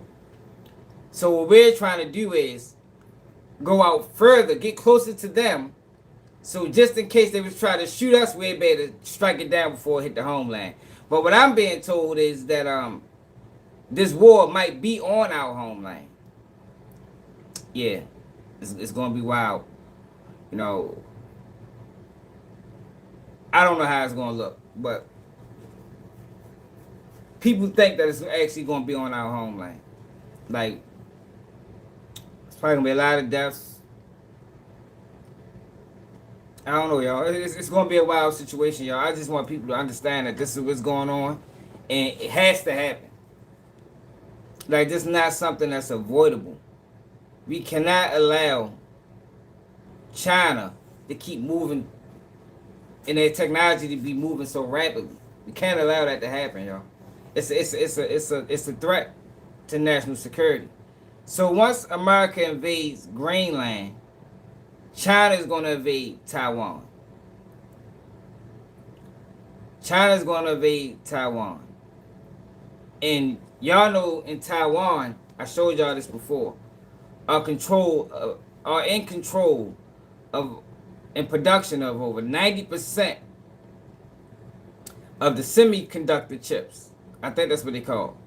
But the chips that go in computers, go into cell phones, we cannot allow China to have that, to be in full control of that. But once America invade Greenland, China is going to invade Taiwan, and that's going to jumpstart the whole war. Now, look at these. So let me start right. God damn it. Start right here. I'm going to start here.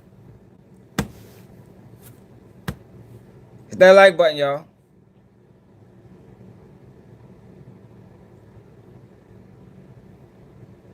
The battle for Greenland. President Donald Trump using the power of tariffs to try and get his way. He says on February 1st, he will impose 10% tariffs on NATO allies that have sent those military forces into Greenland. He plans to increase those tariffs to 25% on June 1st and keep them in place until the U.S. reaches a deal for Greenland. In fact, listen to this. This is UK Prime Minister Keir Starmer asked if he thinks the U.S. will resort to military action, which the president has floated as a possibility in order to get what it wants. I don't, actually. I think that this can be resolved and should be resolved through calm discussion, but with the application of the principles and values that I've set out in terms of who decides the future of Greenland, and making clear that the use of tariffs in this way is completely wrong. Completely wrong, he says. So y'all, there's going to be White House tension. reporter Olivia Rinaldi, she is at Mar-a-Lago. So Olivia, you heard it there. One of many European. There's going to be tension all year between these countries. United States, Russia, Iran, Israel, China. All year. it's going to be issues with countries trying to take over smaller countries in order to gain an advantage, in order to position themselves. It's like right now it's a chess. Everybody's playing chess right now. Everybody playing chess, and we all trying to position ourselves, not just the United States but other countries as well, are trying to position themselves to be able to have an advantage when war actually kick off. Leaders on tariffs and what the president says he will use and even escalate by June. So how does the administration defend tariffs on not only our trading partners, but people who are members of the NATO alliance? And Trump is going to have a third term too, as well. Remember, people was talking about Trump. He been talking about the third term. Yo, y'all gotta realize your wars are set in advance. Like this war already been predestined. Ain't no telling how long. But you can't transition power in the middle of a war. So this is how Trump is going to get this third. He's going to get a third term, because next year come. Remember I told y'all that. Now it can change if some type of deal get reached, but I just can't see it happening. You know, I can't see it happening.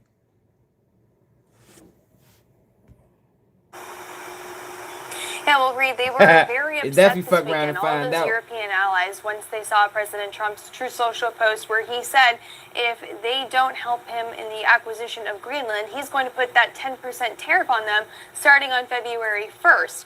The Trump administration says that this is relevant, that they need to do this because the president is ramping up I know, lady, I'm glad goal. you said that. And that's why Trump is doing that to Latin America. You know, that's why he wants to take over somebody, because they trying to get close. They're getting too close to us. So we got to push him out. He actually said it. Before I get to that, let me go back to the video. We're gonna run this back. But hold up.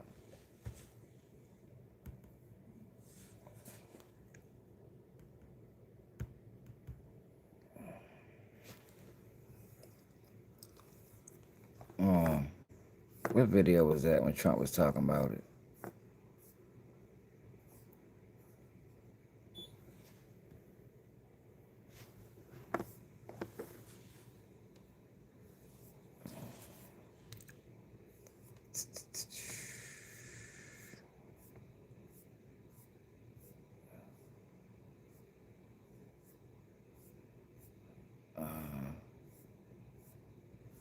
What was that, Thursday, y'all? What day was that we watched that video?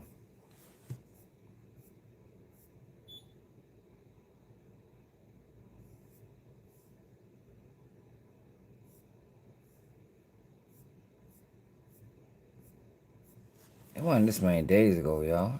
Y'all remember that video we watched? It was on this live.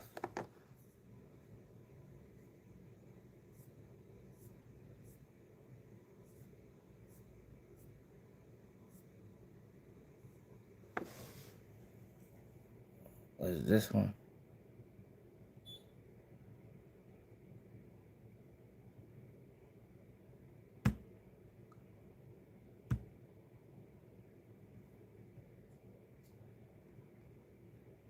Diamond or anybody else charging people 28 to 32%, 30%.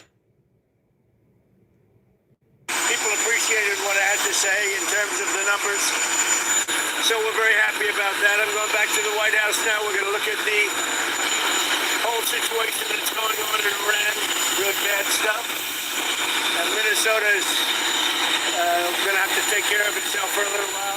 We have tremendous stuff, fraud going on in that state because you have an incompetent governor, grossly incompetent governor, and a corrupt governor.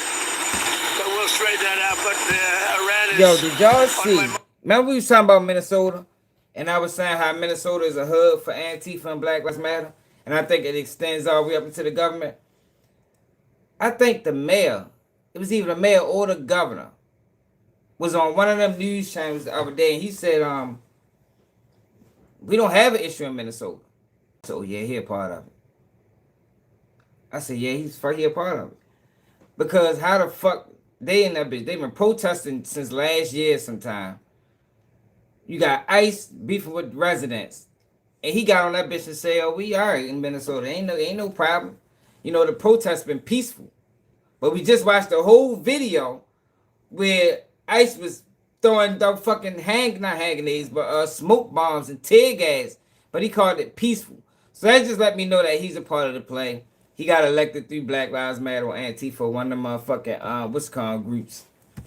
When I see the kind of death that is happening over there, we think. So we're going to get some accurate numbers. I'll have it in about 20 minutes.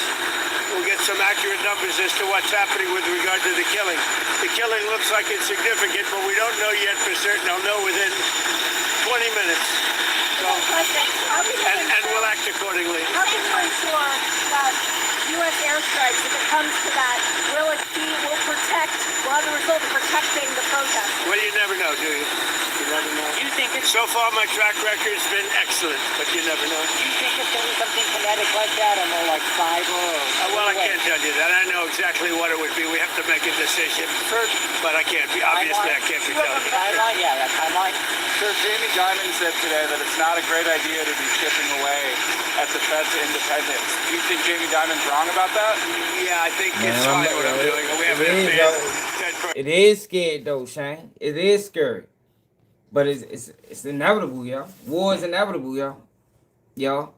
It is. I was talking to my mother about it. She's like, I don't want to. I'm like, it ain't, you can't really duck it. Yo, we have to do something with China. You know. Yo, for decades, for hundreds of years, yo, we've been number one. At least that's what, you know, that's the image that we portray to the world. But China is coming up fast. And we got to knock them down. We got to knock them down, yo, because we can't allow them to pass us, yo. They already pass us with technology. At least that's what it looks like. And he was extended by Biden. And yeah, I think he's wrong. I think it's wrong. He's done a bad job. We should have lower rates. Jamie Dimon probably wants higher rates. Maybe he makes more money that way. Mr. President, Jamie Dimon also was talking about the 10% credit card. The House Speaker said that it could have negative side effects. That's not the video. I'm looking for the video where he was talking about that shit took me all the way back to the beginning. When he was talking about Russia, if we don't take over Greenland, Russia and China will. And he was talking about how they're getting closer to us.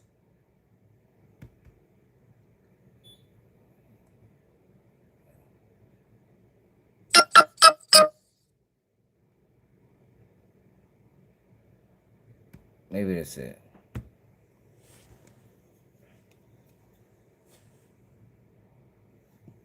Look, if we don't take Greenland, Russia or China will. There you go. And I'm not letting that happen. If we don't take Greenland, Russia or China will take Greenland. And I am not going to let that happen. Yeah, sure. I'd love to make a deal with them. It's easier. But one way or the other, we're going to have Greenland. Well, maybe NATO would be upset if I did it. Maybe NATO would save a lot of money. I like NATO. I just wonder whether or not if we needed NATO, would they be there for us? I'm not sure they would. You know, we spend a lot of money on NATO. And I'm not sure they would. But Greenland should make the deal because Greenland does not want to see Russia or China take over. They don't go there. It's very far away from Greenland. And Greenland, basically, their defense is 2 dog sleds. Do you know that? You know what their defense is? See what I'm saying? It's about defense, y'all. Like, we have to take over Greenland. Because they're not able to defend against nothing. Motherfuckers shoot a missile right over Greenland, hit the United States. Like, that's the goal, y'all. We need to conquer more land to protect the homeland. In the meantime, you have Russian destroyers and submarines and China destroyers and submarines all over the place. We're not going to let that happen. Yeah, I know it is and if it fucked up, affects son. NATO, then it affects NATO. But, you know, they need us much more than we need them. I will tell you that right now. It's fucked up, y'all. That a lot of people gonna die behind this shit. It's all about power and control. All about power and control. All right, now let's get back to the video we was watching.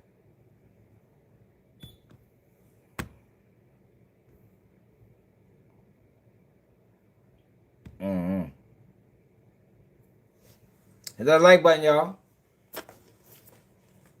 Goal of acquiring Greenland. He says they need it for security purposes. Even in a separate True Social post, he said because of the Golden Dome, that's what he's linking this to. Because of the Golden Dome and the offensive and defensive weapons as a part of that, it is important for the U.S. to acquire Greenland. He said it's a highly complex system that can only work at its maximum potential and efficiency because of the angles and bounds if the land of Greenland is included. So that's why the Trump administration is saying this is necessary, that potentially ruining relationships with NATO allies and countries that the U.S. has long-standing relationships with, like the United Kingdom, is necessary because they believe the acquisition of Greenland is so important for the U.S. So as we take a temperature on those relationships with those NATO nations, this was also interesting to me. The president sent a letter and then a text message to Norway's prime minister in which he essentially tied Greenland to him not winning the Nobel Peace Prize. We understand that that was not only sent in those channels, but in other channels so that the message could be crystal clear to other nations. What do you know? Oh yeah, well Reed, if it's any indication how upset the Europeans were, the Prime Minister of Norway shared this text message with the world that the president sent to him, where President Trump said that considering your country decided not to give me the Nobel Peace Prize for having stopped 8 wars, plus I no longer feel an obligation to think purely of peace and can now think about what's good and prosperous for the United States. Hey, yo, this nigga said, yo, since y'all ain't giving the Nobel Peace Prize, I'm on your ass. There's no more protection over there. Of America. We also know, as you mentioned in that question, that the president sent this text message to the Prime Minister of Norway, but then this was spread through other national security channels to let other European allies know that the president is serious about the acquisition of Greenland from Denmark, and that he also believes that because he was not given the Nobel Peace Prize, that peace is not something he's putting as quite important anymore, and instead is willing to pursue this venture. He also added at the end of that statement that the world is not secure unless we have complete and total control of Greenland. And as you can imagine, this has a pronounced impact on European allies. President Trump tomorrow is going to head to Davos, Switzerland, where he's actually going to see some of these European allies and leaders in person. And Reed, I suspect he will be feeling their anger later this week. Believer Rinaldi coming to us live from... Now, hold up. I just want to show y'all the videos that I watched the other day that had me like, dang, this shit ready to kick off. Ready to kick off.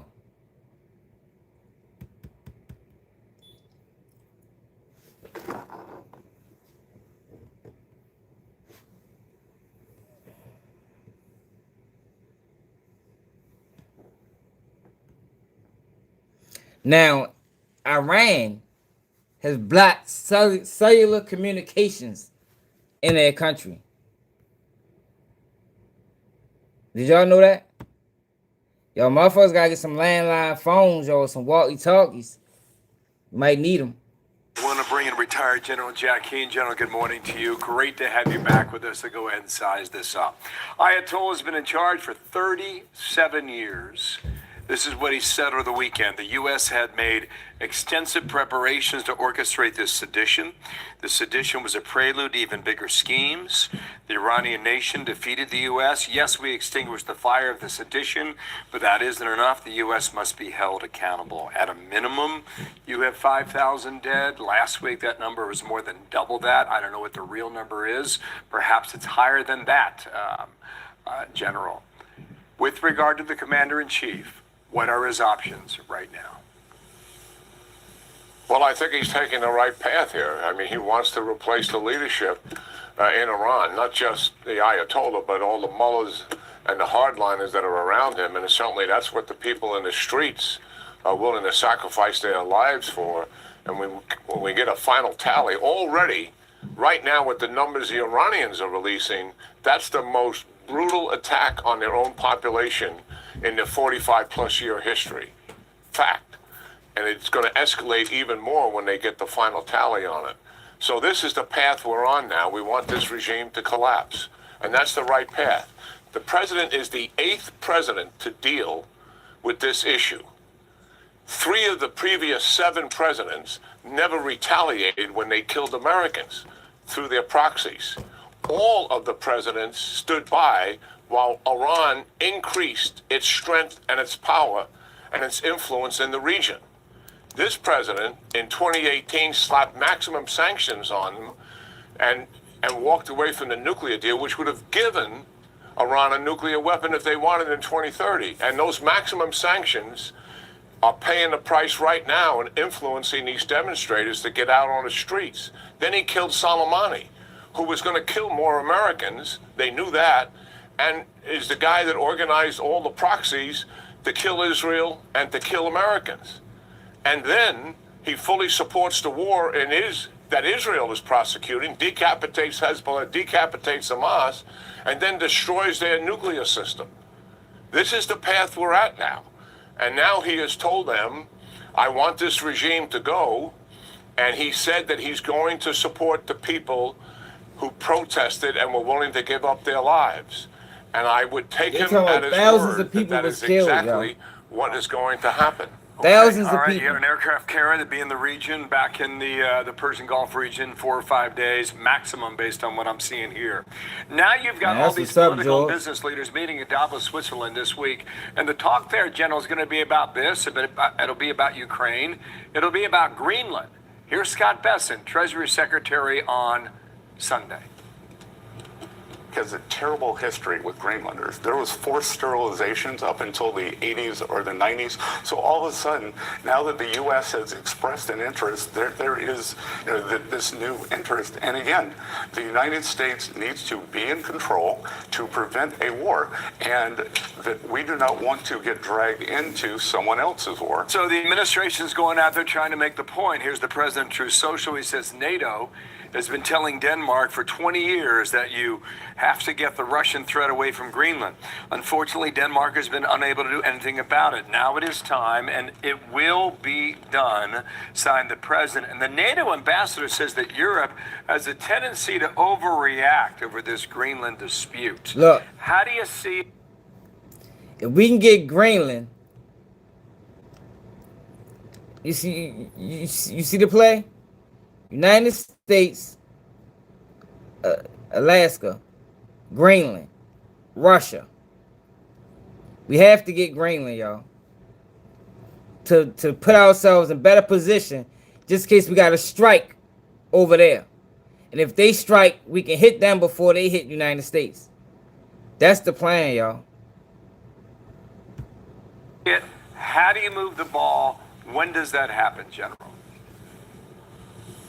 Well, Greenland has always been in the eye of many American presidents as being vital national interest, certainly.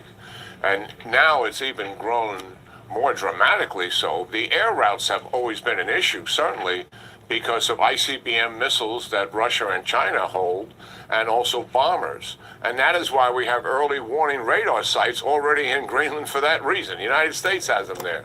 But now the navigation routes are opening because the ice is melting. And there are 2 countries that are adversaries of the United States. Call it what you may. I call them adversaries and enemies. Russia and China. And they hold nuclear weapons. And they also have navies that can prosecute through those navigation routes now that are open considerably more of the year. So it becomes more of a security issue. And I think it's in NATO's interest, certainly, to recognize the United States can do more for NATO's security in influencing it than certainly Denmark has done throughout its history.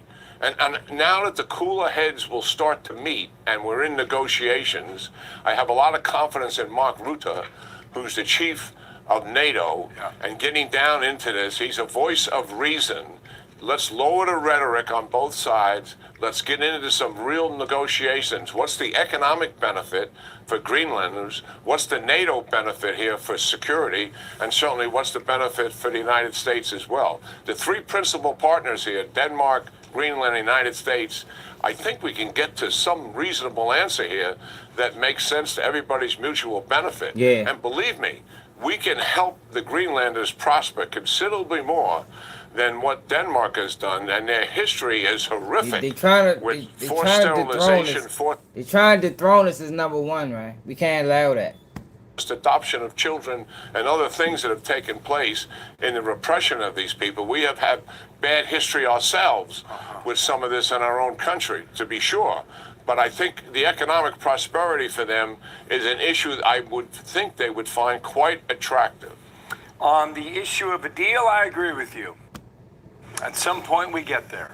Don't know when, don't know what it looks like. We'll be here to watch it.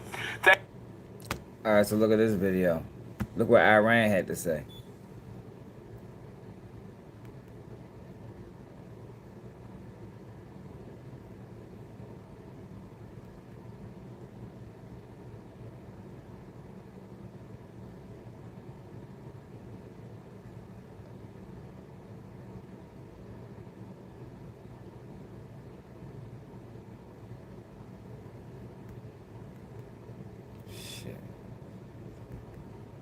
Hit that like button, y'all.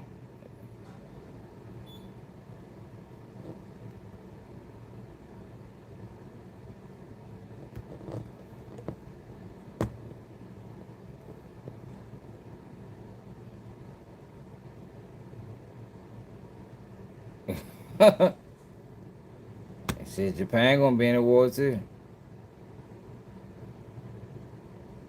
The battle for Greenland. President Donald Trump using the power of tariffs to try and get his way. He says on February 1st, he will impose 10% tariffs on NATO allies that have sent those military forces into Greenland. He plans to increase those tariffs to 25% on June 1st and keep them in place until the U.S. reaches a deal for Greenland. In fact, listen to this. This is UK Prime Minister Keir Starmer asked if he thinks the U.S. will resort to military action, which the president has floated as a possibility in order to get what it wants. I don't, actually. I think that this can be resolved and should be resolved through calm discussion, but with the application of the principles and values that I've set out in terms of who decides the future of Greenland, and making clear that the use of tariffs in this way is completely wrong. Completely wrong, he says. Let's go live to CBS News White House reporter Olivia Rinaldi. She is at Mar-a-Lago. So, Olivia, you heard it there. One of many European leaders on tariffs and what the president says he will use and even escalate by June. So how does the administration defend tariffs on not only our trading partners, but people who are members of the NATO alliance? Yeah, well, Reed, they were very upset this weekend, all of those European allies, once they saw President Trump's True Social post where he said if they don't help him in the acquisition of Greenland, he's going to put that 10% tariff on them starting on February 1st. The Trump administration says that this is relevant, that they need to do this because the president is ramping up his goal of acquiring Greenland. He says they need it for security purposes. Even in a separate True Social post, he said because of the Golden Dome, that's what he's linking this to. Because of the Golden Dome and the offensive and defensive weapons as a part of that, it is important for the U.S. to acquire Greenland. He said it's a highly complex system that can only work at its maximum potential and efficiency because of the angles and bounds if the land of Greenland is included. So that's why the Trump administration is saying this is necessary, that potentially ruining relationships with NATO allies and countries that the U.S. has long-standing relationships with, like the United Kingdom, is necessary because they believe the acquisition of Greenland is so important for the U.S.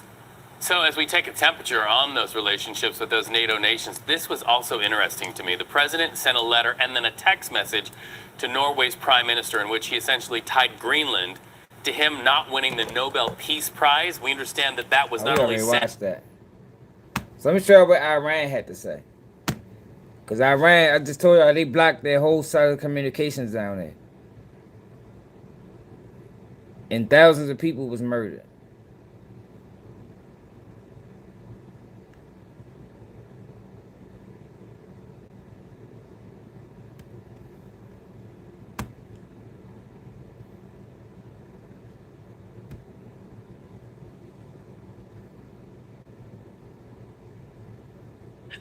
All right, it is 9 minutes after the top of the hour, and the president of Iran is warning the United States that any attacks on their supreme leader could constitute an all-out war, as President Trump calls for an end to the Ayatollah's reign.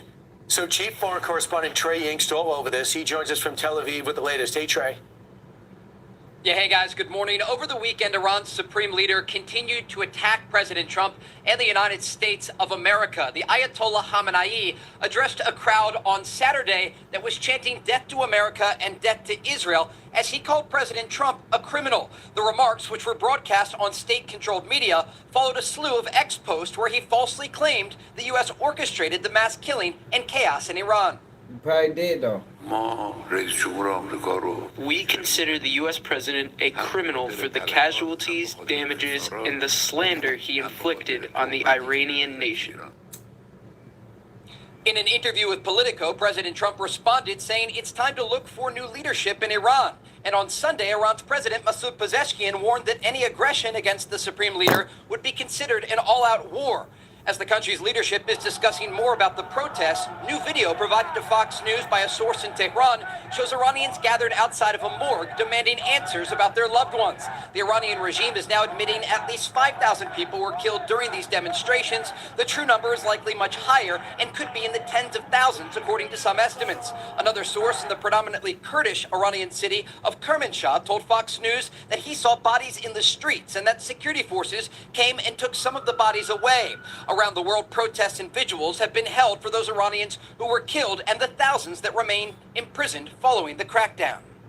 The message here is keep pressure on Iran, and what's really important is, as the vigil tonight is calling for, is all political prisoners need to be free. So President Trump should set that as a new red line to have the Iranian regime release 50,000 protesters, peaceful protesters that were arrested by the regime. So we're asking the White House, keep the pressure on Iran. Here in Israel, the military and political echelons continue to hold consultations about the possibility of war with Iran. Guys, back to you. So Trey, the death toll you kind of indicated is higher than listed. I've heard 16,500. I've heard 300,000 have been hurt. What numbers are you getting?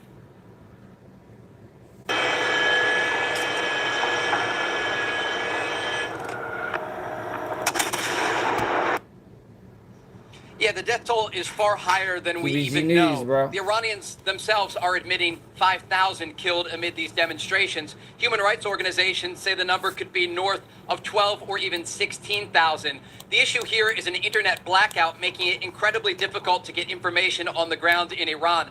I've been speaking with Iranians who are using Starlink satellite uplinks, and they say that they have seen hundreds killed in their cities. Kermanshah in the predominantly Kurdish area of Iran. Further south of Tehran, in Isfahan, in the capital of Tehran, you're getting similar reports, and also horrific images are being shared showing how these security forces opened fire on crowds of people, aiming at their eyes, trying to blind the demonstrators. And so while the Iranian regime is trying to block us from reporting, we're doing everything we can to get around those hurdles so that we can bring this information to the world. And to that point, Trey, yesterday on this program, we interviewed an Iranian-American, Moj Madara, who has a lot of family still inside Iran. She put that death toll 16 to 20,000. She said, and I asked her, what are the people in Iran right now really focused on needing? And they said that Starlink has got to continue to come, and that's the only way the true story is getting out. Are you hearing any more about the Starlink efforts to keep those coming into the country? Yeah, Griff, absolutely. These Starlink terminals are the only way that much of Iran is able to communicate with the outside world, and the regime knows this. And so I've talked with sources who say that security forces are going door to door in major cities trying to look for Starlink terminals to confiscate them and then arrest the people that are using them to communicate with the outside world. There are a number of SIM cards from other countries that are also it's going to be like this all year. The war, the full-blown war is not supposed to kick off till next year. So all year, you got to expect this type. It's going to be tension all year between these countries. In Iran, giving a small group of people the ability to phone the outside world, but it truly is an internet blackout, and it's creating a scenario where we know just 1 or 2% of the reality on the ground. And the images that we're getting now are predominantly coming from state media, and so they're certainly sterilized. And the comments that you heard earlier from Iran's supreme leader directly taunting President Trump, who has called for the regime to stop this crackdown on protesters and to immediately halt any sort of executions that were planned. Trey, what about the executions? Last week there was... Guys, you gotta get one of these, man. This, my baby mother brought this. This is a long range walkie-talkie.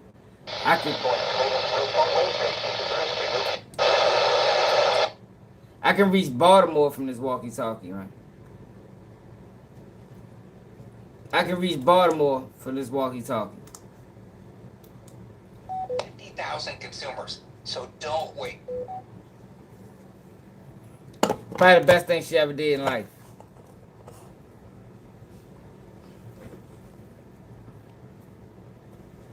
What's the CB? Supposed to be that 26-year-old, 24-year-old young man that was supposed to be hanged, but then there were 800 more that were supposed to be executed. Right. Donald Trump got involved and warned them against that. What's the latest there?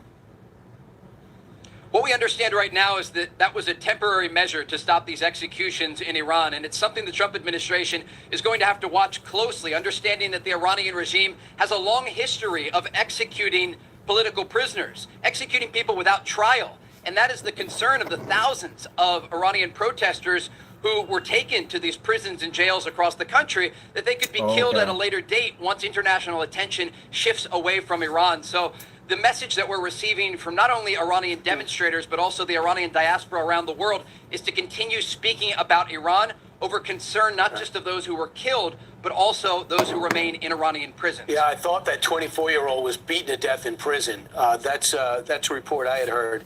We also know that David Barnea, who's head of the Mossad, is now in Florida, meeting with Steve Witkoff and others. So real quick, Trey, why do you think Netanyahu went public and said, we really don't think the president should act now? Why do you think he tried to make sure the president didn't act? There are a couple things to consider here, but when you look to last summer during June of 2025, there was a 12-day war between Israel and Iran, and we were reporting here on the ground in the Middle East amid that incoming ballistic missile fire. Around half of the missiles that were shot down were actually shot down by U.S. vessels and air defense systems who were helping the Israelis to ensure that their airspace was clear amid this incoming attack. And so that's one of a number of reasons why the Israelis may have asked for a delay in a possible strike on Iran, understanding that if this leads to an all-out war, the Israelis are going to need the assistance of the United States. All right, Trey, thanks. Trey, thank you very much. The Trump administration decided against the military intervention because the Israeli government and their counterparts told them not to do that. But Donald Trump did say he will take strong actions if the Iranian government begins executing those protesters. Here's the governor of Pennsylvania, Josh Shapiro. More broadly, as a Jewish leader yourself, are you surprised that we're not seeing more demonstrations in support of Iranian? Y'all, everybody, I need to get these, but y'all see the brain? Oh, shit. Is that the right way?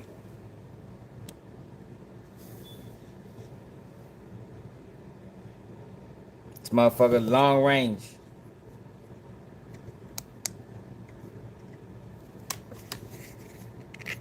I don't know if this is the right channel or not. But when cell phone communications get blocked, like they're doing in Iran right now, this is what you need: walkie-talkie or some form, a landline phone, some form of communication outside of your cell phone, cause they can jam them towers. And I think if war was to kick off, that'd probably be the first thing that they do, is jam them cell phone towers. People, for instance, trying to liberate themselves from this oppressive regime, like we saw with protesters rallying for Palestine when Israel was being accused of genocide. I don't think it matters that I'm Jewish when I say this. I think what matters is that we should all stand up and acknowledge the extraordinary bravery that we're seeing from the Iranian people who are taking to the streets, knowing that their lives could be cut short by this repressive regime who are out killing these protesters. I think it is extraordinary what we're seeing in Iran. So, interesting, he's on a book tour. He is talking about that. There are a few things where he overlaps with the president. That seems to be one of them. But what a great point Jackie had. You're getting people who are murdered in the street, being shot in the back of the head, pregnant women being assassinated just for standing up to have some semblance of rights, and they're being killed. Where are the protests in New York City? You know why? There's no organizers. Can you imagine? They're worried about political agendas. They're not worried about the health and welfare of people that they've never met, like they pretend to care about the people of Gaza. They've been shown to stand for nothing. Well, and the point's pretty obvious that the reason why you're not seeing the protests that you saw over Gaza is because it's not involving anti-Israel. If the message were anti-Israel, then the same crowd would be out there, but they're not, because it's Iran and it's crickets. I'm Steve Doocy. I'm Brian Kilmeade. And I'm Ainsley Earhart. And click here to subscribe to the Fox News YouTube page to catch our hottest interviews and most compelling analysis. Just saying, y'all, get ready, y'all. Switch to TurboTax. I don't know, wars can last for years, man. If you talking about 2027, Trump term ain't up until what? 2030? And they talk about a third term. Ain't no telling, y'all. Long as this shit don't get nuclear.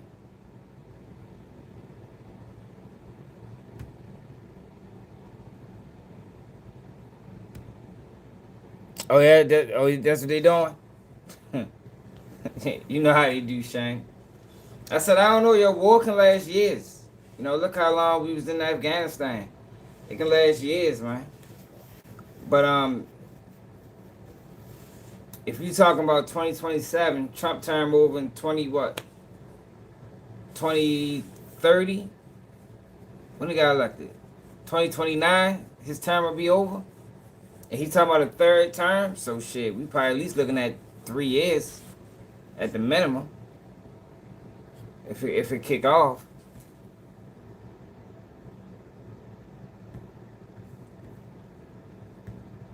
So the DOJ is currently investigating after anti-ICE activists stormed a church in St. Paul over a pastor's alleged ties to Look at these niggas. What are y'all doing? ICE. So they thought he had ties to ICE.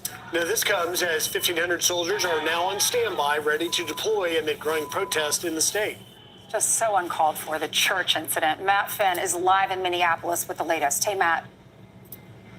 Hi, Ainsley. Those protesters walked into that church service, started screaming chants for Renee Good, who is the woman who was shot by ICE earlier this month, getting into churchgoers' faces, all because they say one of the pastors works for ICE.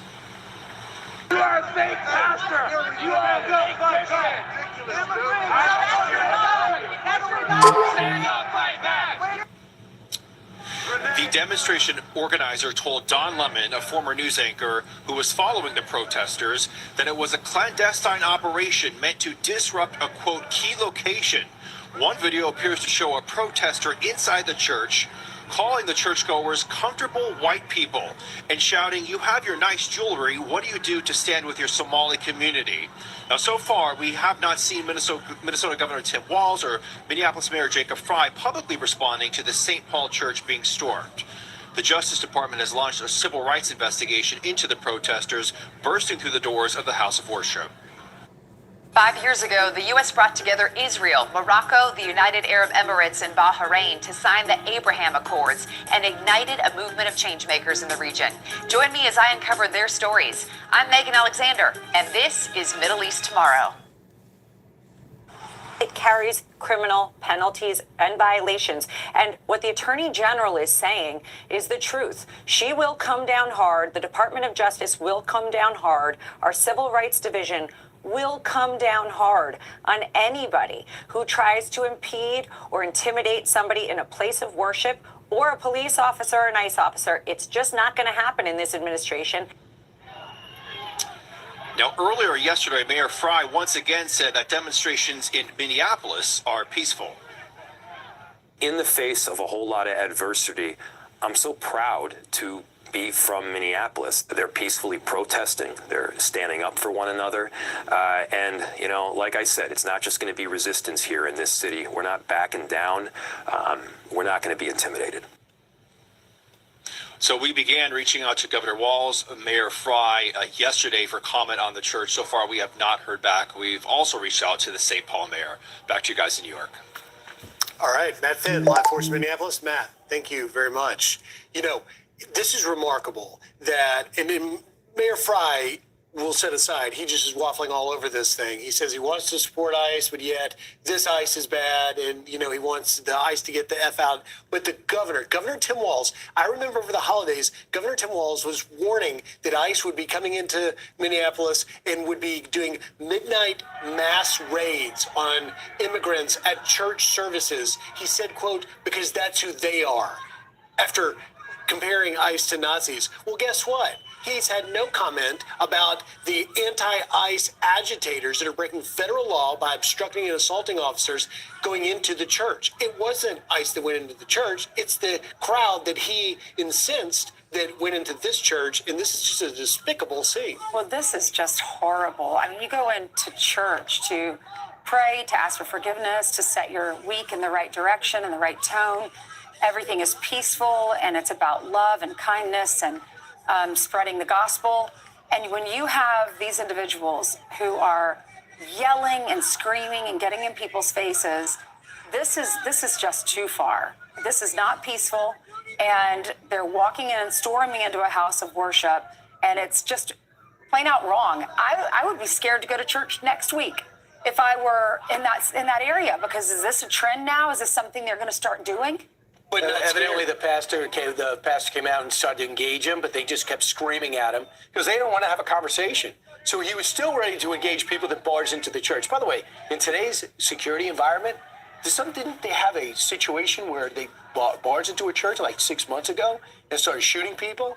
The minute you see some thunderous noise coming from the back of a church, you got to be thinking the worst.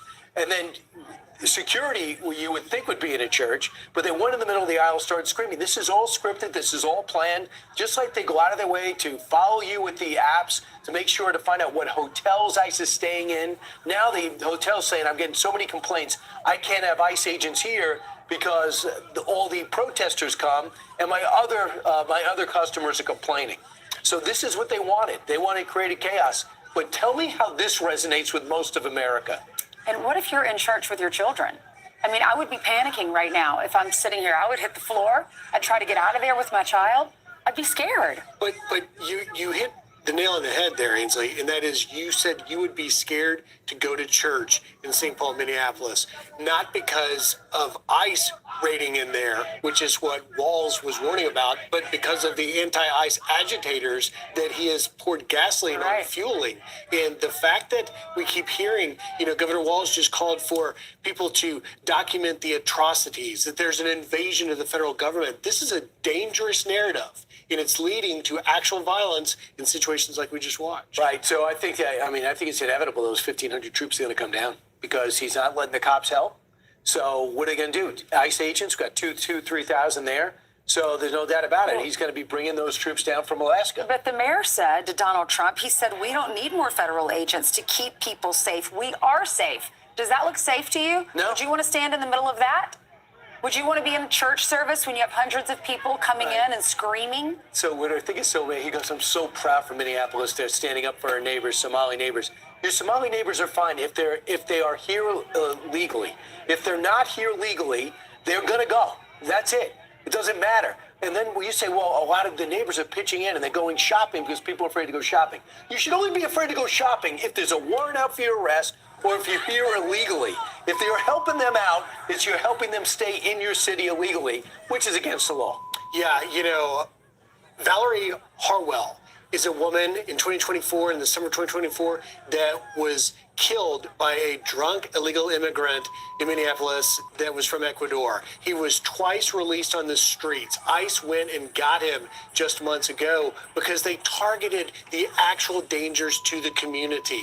You don't hear. I asked Jacob Fry about Miss Harwell. He had no idea who she was. But at the end of the day, you cannot divorce the fact that this isn't just out of nowhere. This is because in sanctuary cities, there are dangerous, in many cases violent, criminal illegal aliens on the streets, and this administration is trying to round them up and deport them because that's what federal immigration law holds. They just arrested a guy from Latin Kings who was stealing paperwork from the FBI vehicle, defiling it, stealing it, and then they took the gun safe from there. I don't know how that footage never ended up on the Sunday shows. And if you just go on X, you could see all the attacks on ICE. And for this mayor not to be confronted by this footage is ridiculous. Or the governor. Well, and we're focusing so much on Minneapolis, Minnesota. The state is not only dealing with these protests, they're dealing with so much fraud, too. They are, and we can connect some dots here, Ainsley, because you just saw Dr. Oz and the California U.S. Attorney Bill Haley out there launching a massive fraud investigation in California. Why is that? And we're going to get into the detail. I'm Steve Doocy. I'm Brian Kilmeade. And I'm Ainsley Earhart. And click here to subscribe to the Fox News YouTube page to catch our hottest interviews and most compelling analysis. Worried about skyrocketing new car prices? At Hog Volkswagen Monroeville, you can lock in your purchase today. That's right, drive home in a new Jetta for just $177 per month and lock in your purchase price 3 years from now if you choose to buy it. Or buy it now and take advantage of 3.9% financing for 72 months. Hog Volkswagen of Monroeville, online at hogvwmonroeville.com.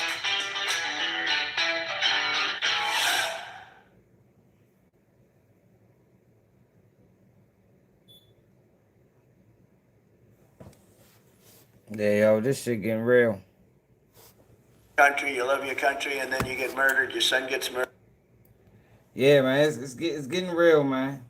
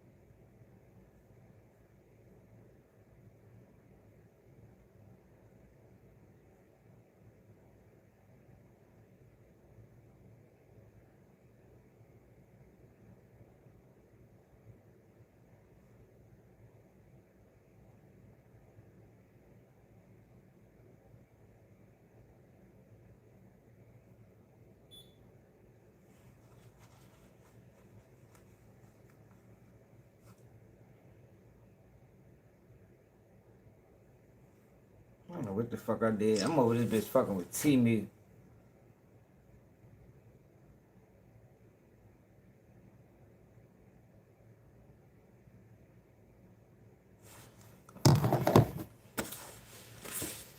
I need to sell the fucking internet. Yo, but I just want to talk about a few different things, yo. We had to talk about the fake Black Panther Party, yo. That shit is bogus.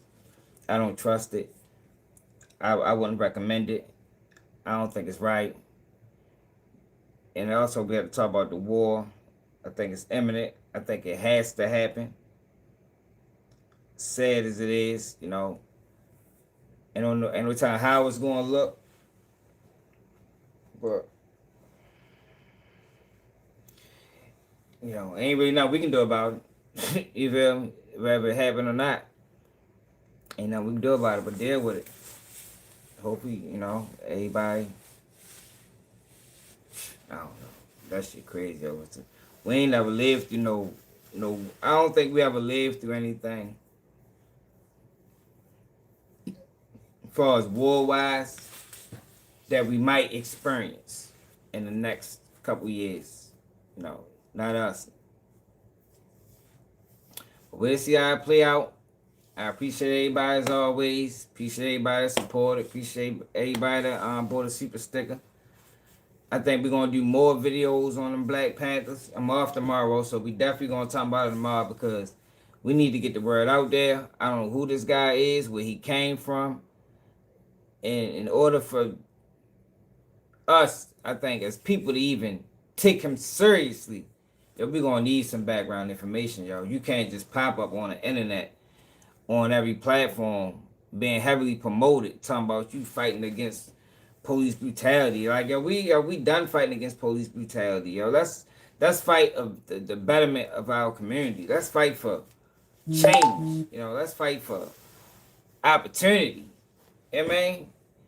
And if you got the means to provide that opportunity, yo, provide that, yo. But we done antagonizing the police, yo. We know what they do. We know how to avoid them. At this point, if you don't know how to avoid the police, then you're just not a, you know, you gotta tighten up as a criminal.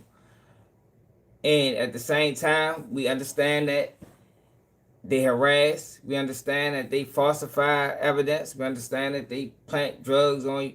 We understand all of that. I'm just saying, yo, we've been fighting that fight for too long, yo. And if they want us to get behind something, it gotta be something of substance, something that can actually create change.